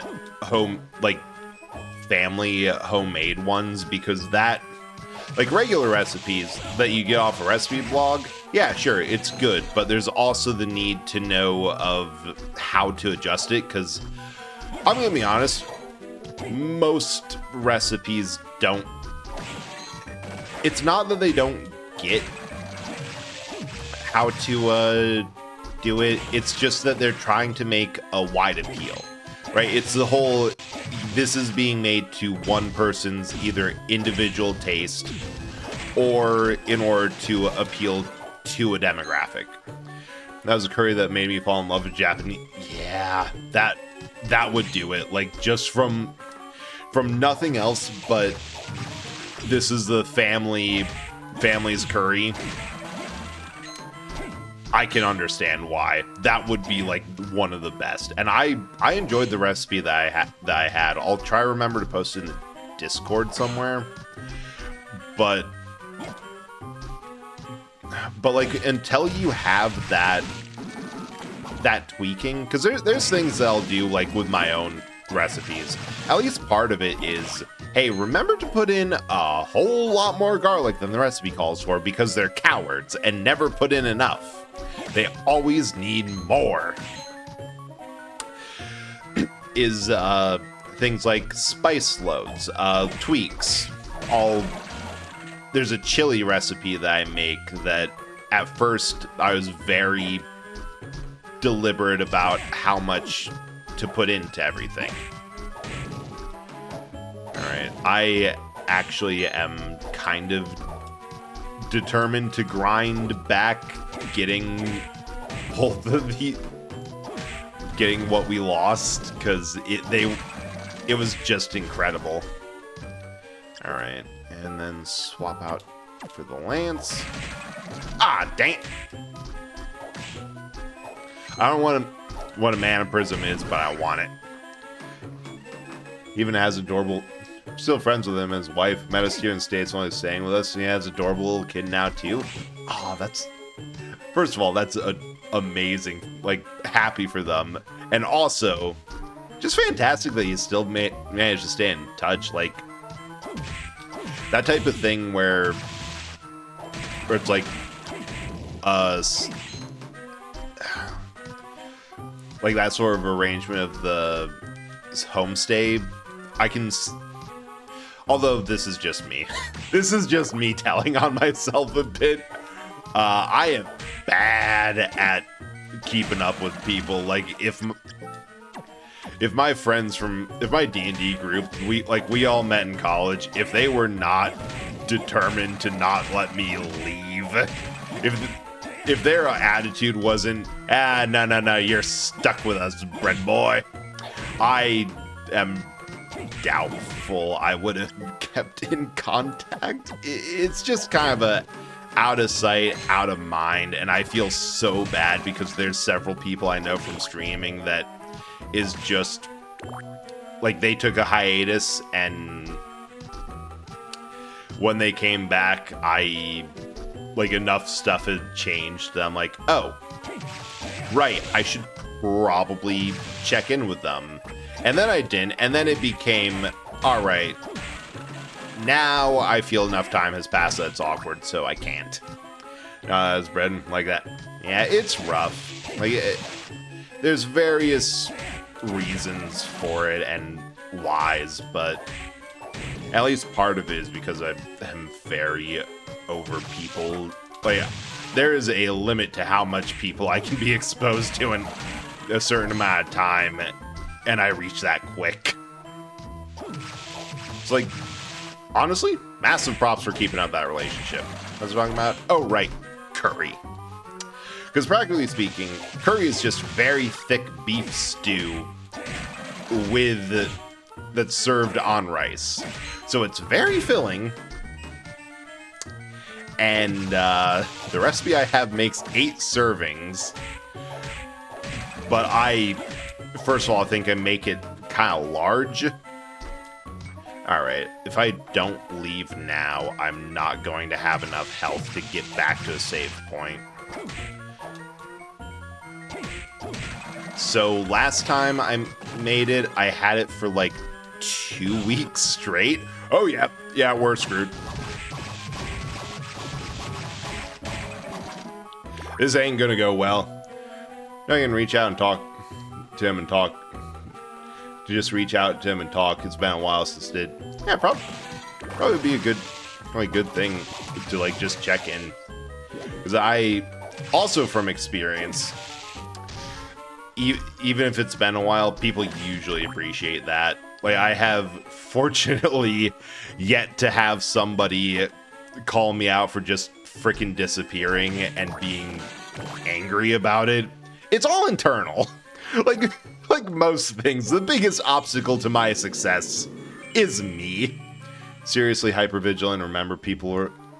Yeah, I mean, you kind of have to be if you're the type who, like me, can just, unfortunately... And I hate to say this because it feels even worse than...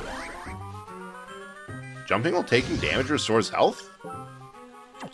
Okay. Strength increased by 4, which is nice, but I kind of take damage a lot. I'll take this nonsense. And I probably won't get hit for a while. Should being good with faces instead of names. Oh yeah, that would be awful for... Like, that's awful for online. I'm also bad with names, too. It's just that I'm better at, I'm better at faking like I know what I'm doing online. Because I can...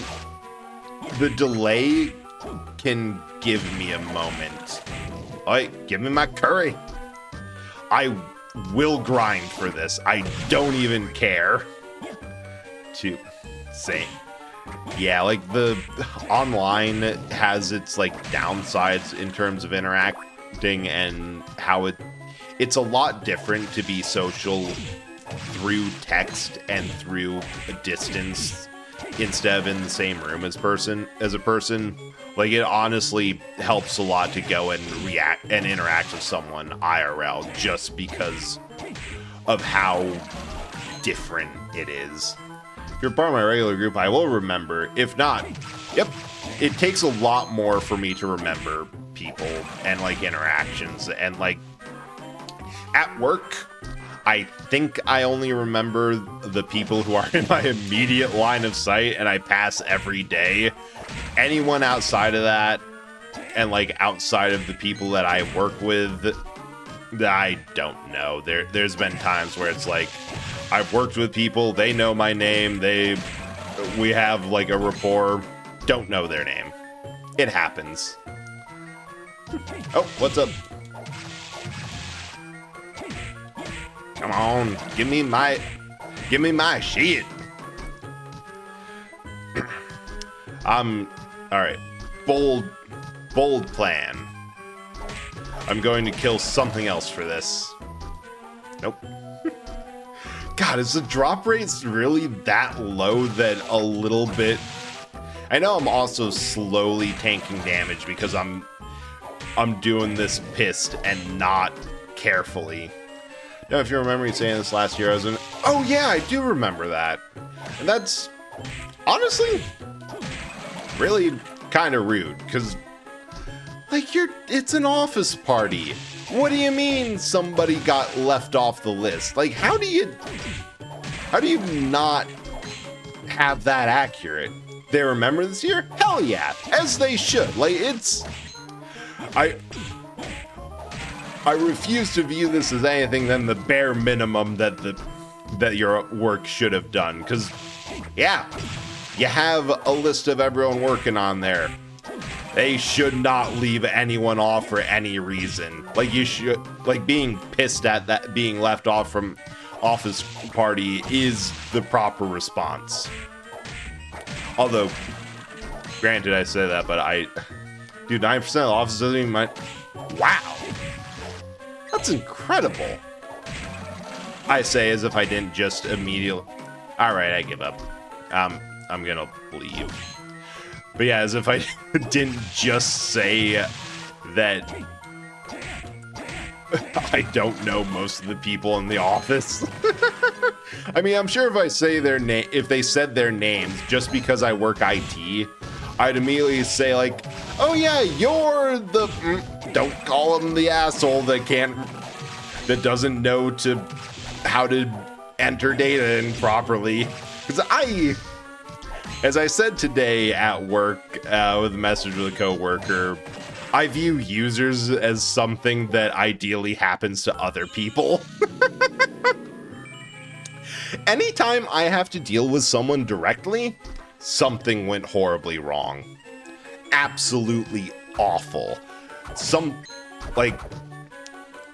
Well, I say that, but then there was the incident where... Okay, so Alright, good to know that the hitbox stuff goes both ways, and if I can get a spear directly at their feet... I don't have the right thing for that yet. But that's something, I just need to find... I need to find the area boss. Why do I have a feeling that after stream, I'm going to be taking my little Game Boy thing off of the dock, taking this to... Like, when I go to bed, I'm going to be taking this with me and doing off-screen grinding, trying to get my damn curry back. It's not even like, oh, that was such a huge upgrade and did so much. Like, it was nice, but it was ultimately just variants off of the zombie stuff I had. Oh, hello, Creaking Skull. Good to see we're at the point of degraded boss already. I love the skull that stays there. But yeah, like, the big thing at work this week... Ooh, wooden golem. I love a good golem. Honestly, one of my favorite things, because, you know, practically speaking, they're the... Practically speaking, I think Corpse is technically a golem. Like, he's not human. He's an artificial thing that looks human, but isn't. And 100% is kind of technically an affront to God. And yeah, no. Now that I think about it, Corpse is 100% on... God, it's so fun, enjoying character design to the point where I do kind of do it casually. Like, I was thinking about this earlier, that a massively important skill to have if you're doing anything character design related is the ability to bullshit, or like world building. Because like for most of my D&D stuff, do you like golems? Yeah, they're Jewish clay robots. All golems are ethnically Jewish. It is just the law. And speaking of another Discworld plug, we're up to like 2 here. Oh, thank you. I really appreciate that. Wait, about character design or bullshitting? I mean, I do both very well, I think, and I'm proud of being able to go in with like absolutely nothing but nonsense and turn that into something workable. Both. Thank you. You know, like another great thing that Discworld does. All of their golem characters are given Jewish names. Like, they actually translate to something in Jewish. Hey-oh, we got the doll back. So nothing there, so it's over and down. Like, the ability to just bullshit your way into something... Where like every now and then I'll do like a there'll be like the one OC answer type of thing on Twitter, or not Twitter, Blue Sky. I haven't been on Twitter in like over a year at this point. And usually I run out of like prepared stuff, and I try not to dual post so much with what's in the Discord lore channel, just because I'm like, I know a majority of people... Luck has increased by 4? Okay. That's that's going to be helpful. I'm okay keeping that because, like, these are very low drops on getting monster souls, but it also feels so important to get them.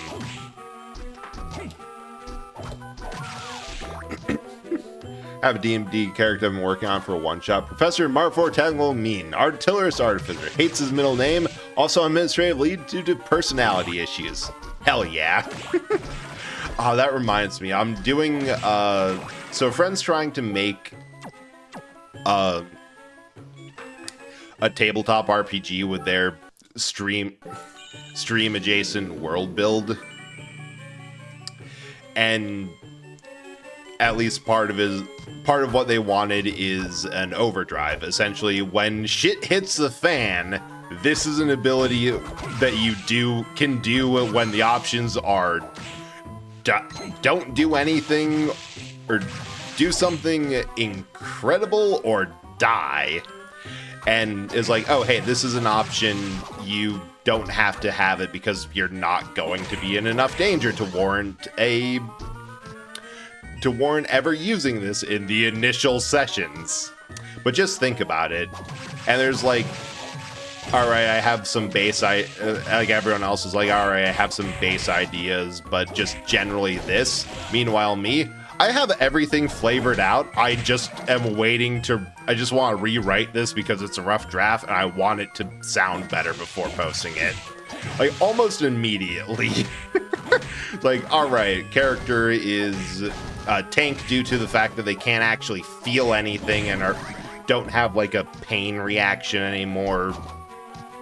Also, their name's Crow, derived from Crowbar because they were just kind of the person who were like, hey, we need this to open. Hey, go brute force this open for us, will ya? Thanks.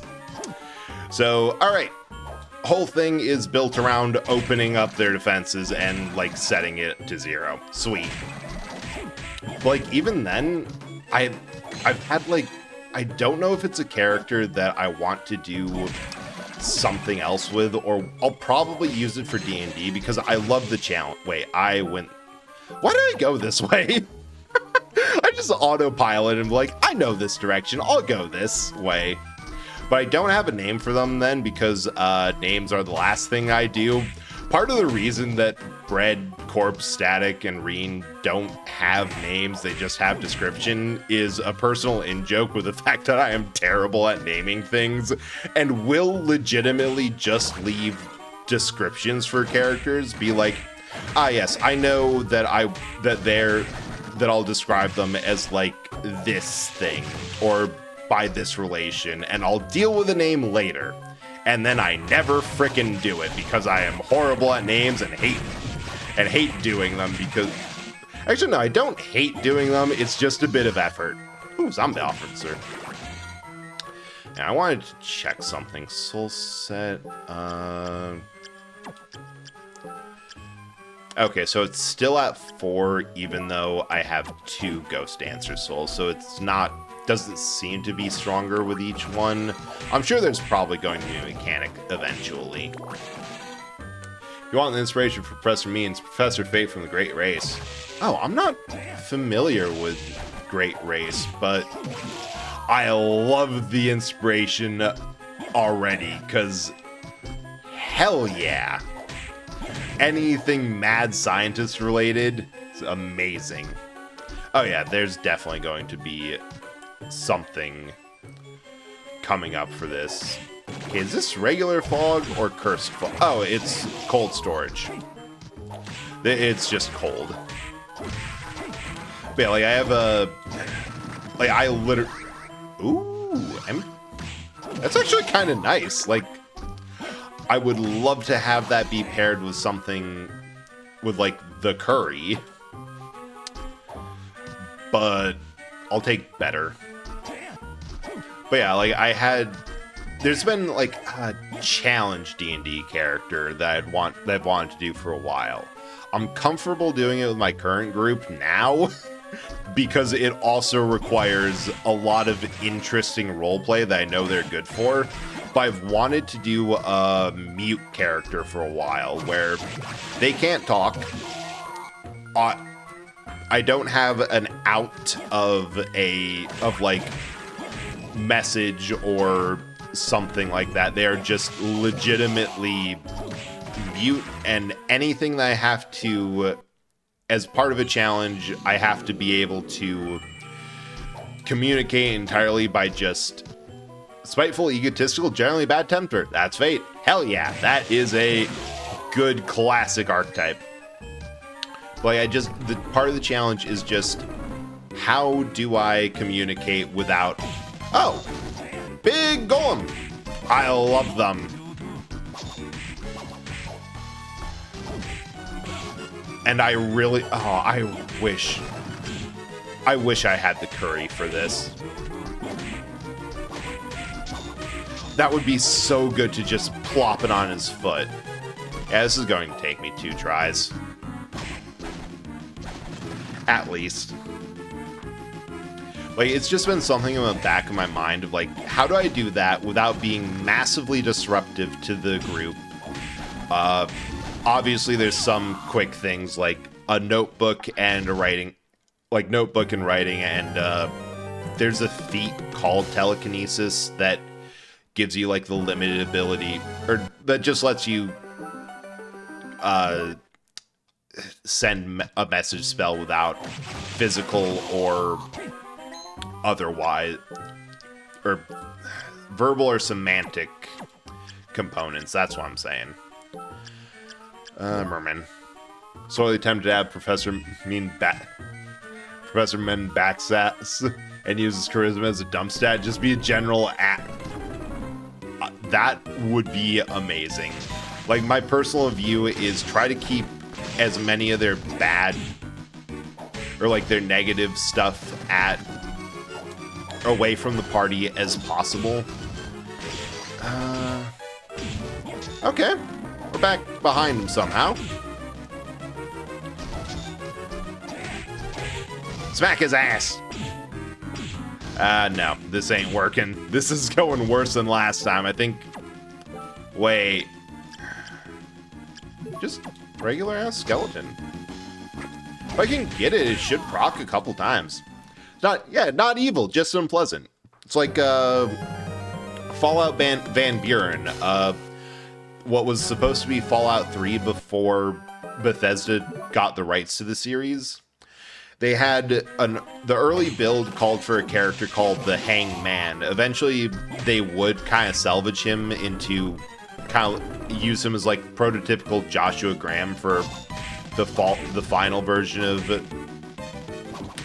of New Vegas and the DLCs.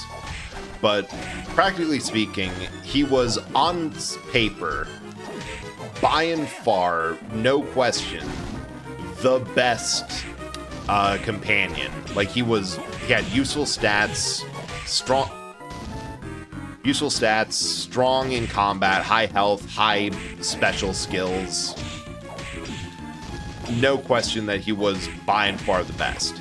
However, he was an asshole and would just start fights and force conflicts where normally there could be a much easier solution. Hell yeah, told you to take 2 tries. Took 1 more after that, but still.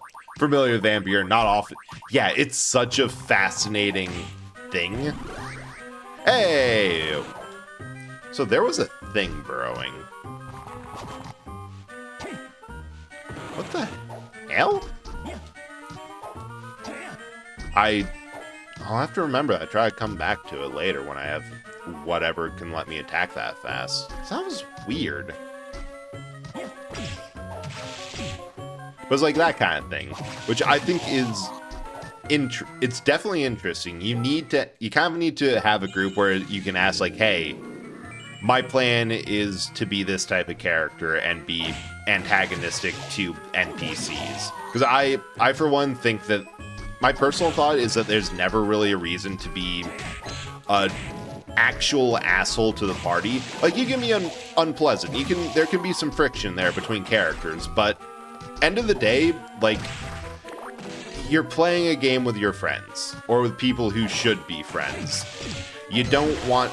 It's not really fun to make a character that's works against the party and doesn't actually want to be there. Like, kind of the home rule, or the unstated rule that has gone from, hey, I have an unstated rule, but just something to keep in mind, to, like, we've actually stopped saying it entirely because we don't need to, is that, like, you're playing, like, make someone who will work with a group and wants to be there. Like, don't try to make us the solo or the untrusting jackass who just makes everything a massive pain to deal with. Alright, time to get that thing. And more things. There's so many things to get with this slide. Plunk. Cut-all. Or cut-all. Either or. Equip. Short sword for stabbing. Still worse than the katana, because that's how it always goes. I agree. Hell yeah. It's like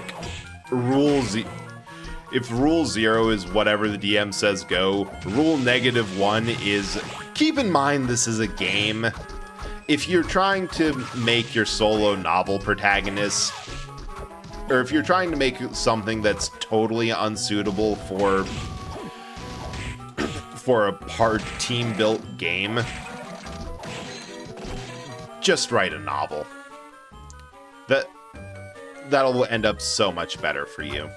Because the biggest red flag I've ever seen when it comes to tabletop RPG is a guy who was the DM for a game that we have said, yeah, we're never talking about that again. Anyway, I'm going to talk about that. Not in depth, just like, he said not even his favorite class, that he unironically said the best class in the game was Bard because it could do everything. It's like, oh, I see you've never played with a group of people who worked as a team. Because my view is that absolutely nothing is actually strongest. The absolute strongest thing you can have in a game is actually... Okay, so he's got nothing new.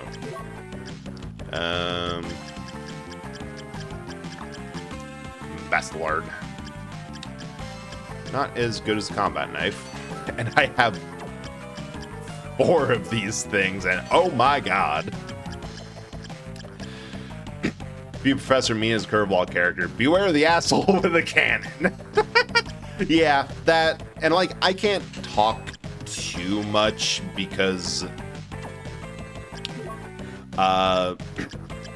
most of my characters end up, but I've talked about the fact that I play entirely insane and mentally unwell. You know, what's up? It's kind of a late task, but what kind of shrine is the Hackabah Shrine? Someone, do you know the story of Mia's Shrine? I think I've heard it before. Story hides herself shrine, calm sun down. Yeah, remember the sun hide. So this entire shrine is dedicated to the concept of of hiding things in eclipses. Neat. Alright, Syphils. How's it going? We're talking about D&D characters and also playing Castlevania. Hope you're doing well. Talking about, oh right, the D&D campaign that everyone involved has sworn to never talk about. But yeah, like, the biggest red flag is the dude who said Bard is the best class because you can do everything. It's like, no, this is a team game. You're supposed to be playing it as a team. The strongest thing you can do in D&D is have 3 to 4 weirdos in perfect agreement of what needs to be done and just absolutely wreck shit. Or what I like to do, which is why I far more enjoy roleplay than actual combat. Am I going anywhere specific? Yeah, I'm trying to get back to that section that I noped out on and manually walked back to finish exploring and see if there's anything I can slide into. But like, also should, and also he should just run on spite. He will be such a difference of myself. I morally imbue my character's aspects. So yeah, guess I'm getting my intrusive thoughts and dark aspects of personality. It'd be woe to be it to whoever is in path of 4 weirdos on a war path. Exactly. You can. It's kind of become a joke, but ironically, this happened in the first full campaign we played, where we incited a city to riot and overthrew the local government as a downtime activity. We didn't even mean to. It just so happened that as a joke, the city was being run by a secret group of lizard people, just because the DM saw that race and thought it'd be so funny if they were actually the government and were good at it. Unfortunately, one of our players actually knows a lot about political theory, so every time we try to go into detail about the political systems of our world building, she'll find something, she'll complain, and she'll also be the first to incite a political uprising, to the point that the game that I made, I'm just like, all right, your purpose is overthrowing the local government. We're making a campaign about that because I know it's going to happen anyway. Okay, and D&D is fun, just like Mage. Oh yeah, 100%. I adore making traumatized characters. Like my group has learned that the way I make characters is I start with a joke, and then I wrap back around and give them some trauma. It's like it's a joke hiding a whole lot, a full character. Which is funny because they know how much I like Trigun, and that's basically Vash. They should know. Been a while since I played D&D. I love being a druid and ranger's a second. Yeah, I've also noticed that a lot of people have favorite classes. The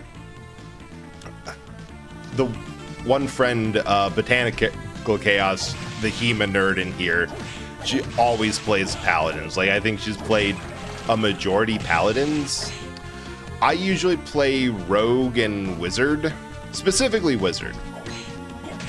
And I have been having so much fun with an absolutely insane, actually insane. If you bring up any of their trauma points, my current D&D character actually shuts down entirely due to a magically induced medication response. An insane evocation wizard, and every so often, just for flavor, I'll say she casts fireball non-lethally. You can't do that. Spell sculpting, I can, right? So many times I've gotten the response, no, don't cast fireball in the party. I have the feature that lets me do this safely. Quit complaining. Nah, it's just traumatized ladies. Honestly, fair. We love those too. Love characters and traumatized whatever in any form. But enjoy finding ways to give villains traumatic ends. I'm responsible in my first campaign, still going, getting a minor villain suplex into a full smelter crucible. Ooh. Yes, we got through a boss who loves dimensional door into molten. We threw a boss who loves dimensional door into molten metal. Good. So the thing that I'm not allowed to do in D&D anymore is, as we have coined the term, I'm no longer allowed to pull a carry. The full context is I have had 2 characters, almost to 3, before the DM realized what could have happened and said no. Hard vetoed it and told me, yeah, you almost pulled a carry again. Who have been gods or have accidentally ascended to godhood. The first one was the setting's God of Chaos, where I was asked to do so, and the DM did not realize what hell they had unleashed. The second one was the one named Carrie, who started as a pirate. This is also the campaign where all of us were 2/3 of the party were pirates in a landlocked mountain nation, much to the DM's annoyance, considering we did not coordinate that. So he was a pirate who found a cursed earring that ended up with a kraken following him, destroying ships left and right. Whole thing with the running joke that I built the where that was a trauma, the running joke was that he just kept on getting kidnapped by pirates.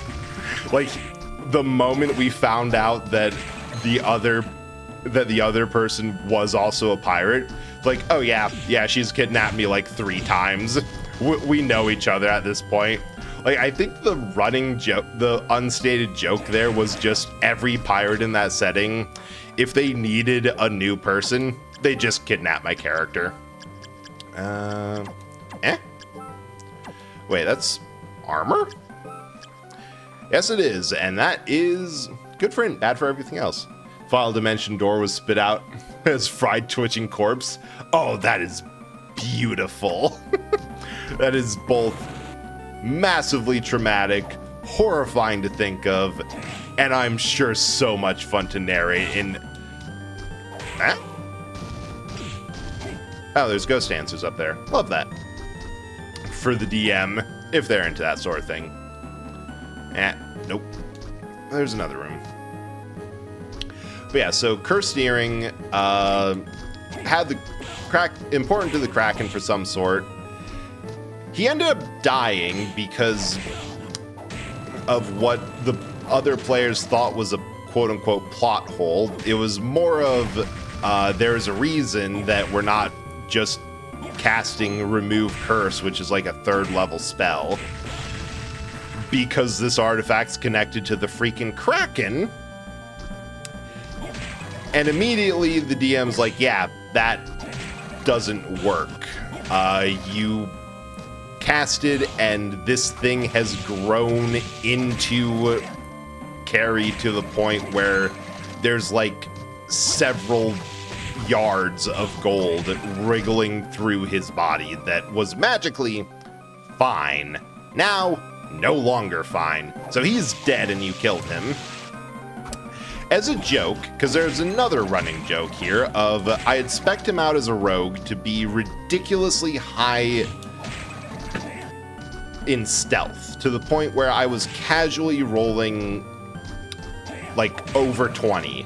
It got to a point where the level before he died, he was able to, the lowest he could roll was 25. Because he got the rogue feature of, ooh, rock armor. Hell yeah. Just like, oh, I'm sure they like it. That final dimension door is their work. I just expected screaming from the crucible. Hell yeah. You love an absolutely insane DM who will just be like, no, yeah. You're getting the full thing. You're getting more than you bargained for. The rogue feature of, ooh, the rogue feature of, ooh, rock armor. Yeah, it happens all the time. I get distracted by the game. But the rogue feature of, like, if you don't get a 10 on, or if you get below a 10 and not a natural 1, you just take a 10. Which is absolutely insane. Oh, hey, there was a teleporter here. Knew it. Hang on. There's ads. I'm gonna snooze this. But when he died, I decided to, as a joke, roll stealth. I rolled a natural 20. And at that point, the DM had already said that the plot, or we'd already known that the plot arc was that the artifact that my rogue had was important to the DM custom-made BBEG, which was like the mind of the Kraken trying to get back into his proper body, and without the artifact that I had, could not do that part of it. So, we now have a natural 20. We now have my rogue's body that was already discussed before this happened between sessions of being taken over by a myconid, a fungus mushroom person, which I made as a cleric because I had talked with the group and we needed a cleric at that point. I don't think there's anything else down there. Oh wait, no, there's another door. And First of all, that cleric was already ridiculous because I had successfully argued that the holy symbol, rules as written, said that it could be that'd be a holy artifact or a relic, a holy relic of some sort, which historically bones of a saint have been a relic for various religions. The only thing in there was a hammer, which I had already gotten somewhere else. That's hilarious. So I argued, like, hey, he has the corpse of what he believes is his god. That has to count as a holy symbol. Like, yeah, that's a good argument. You don't need a holy symbol to cast cleric spells because you have the body of your god, which is an extremely sacred relic. So this, first of all, Mike the Annoyed, or Mike Annoyed, because this is about the caliber of person we're dealing with, didn't need anything to cast spells, always had materials on hand because body of a god. No, wait, I wanted to go that way. Also, he kept on getting flashbacks from Carrie, whose soul was in the body of the Kraken, and eventually by the end of the campaign just became the Kraken and had his old body as an option to switch back to. And through nothing but running jokes, yes-anding, and sheer roleplay ridiculousness, because for all fairness, I did work the joke of him being so good at stealth that it was essentially invisibility light. Like, I would not tell the DM where Carrie was hiding until it absolutely had to be, and I'd just have him appear in places because I rolled a 20-5 on stealth, and that is rules as written. A 25 on stealth counts as superhuman. So, like, no, everything I'm doing works from the rules. Most monsters characters are Reborn Cleric. Reborn Cleric with an obsession of skinning enemies. Horrifying. Side effect of being made from corpses crimp?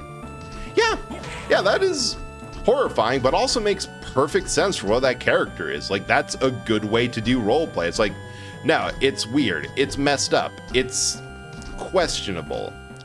It's by the rules as they are written and understood, not something that should happen.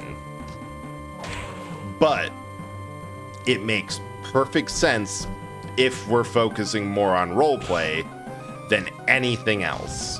And like, that is the biggest benefit that any player can have of, instead of doing a bunch of honestly, instead of doing a bunch of boring number crunching and just being like, oh yeah, if I do a 1/2 Hexblade, 1/2 Paladin multi-class and boost everything to the umpteenth degree, I get a character that can do all this stuff and is massively powerful. It's like, no, the strongest character I ever made was a rogue and cleric. I used 2 separate character sheets because they were 2 distinct people who I could swap their personalities from.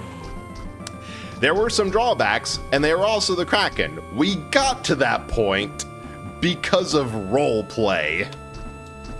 So yeah, long story short, the strongest thing you can do in D&D is just have fun and tell a frickin' story. Because that will lead you to places that you would not go with a plan, a build, DM permission, and a gun. And it's beautiful.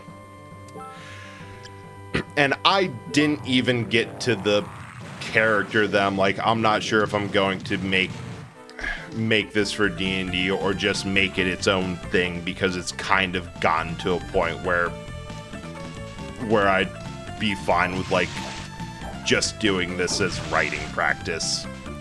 But we'll get to that. Part of the reason is that I don't really have a strong idea of what they would be, since all I know, Golem. But yeah, I'm running to the save space, or save point quick. Probably going to end up grinding out the curry from from previous between streams, because, like,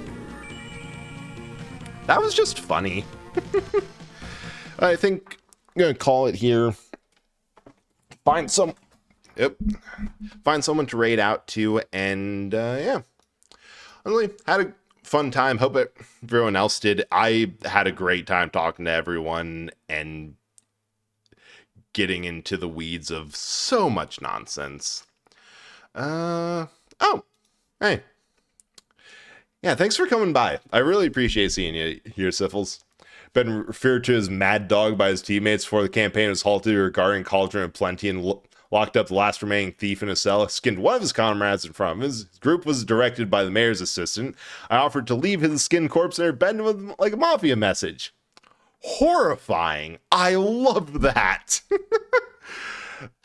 I think I know who we're going to raid. We're going to raid Whisper, who is playing... She was here a while ago, playing Silk Song, and I think Suffering. I believe that that's just how it goes. Like, Silk Song is hilarious to me because everyone's like, oh, this is... Whenever this comes out, it's game of the year. No question.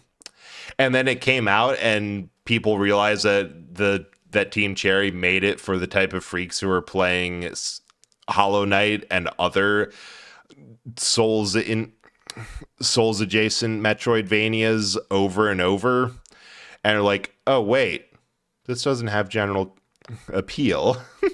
This is actually really hard and frustrating, I'm not actually sure it's a masterpiece. See why I call him most monster character? Oh, for good reason. But it's also made by Team Cherry, so like the game's beautiful and fun to look at. So I enjoy looking at it. Anyway, see ya.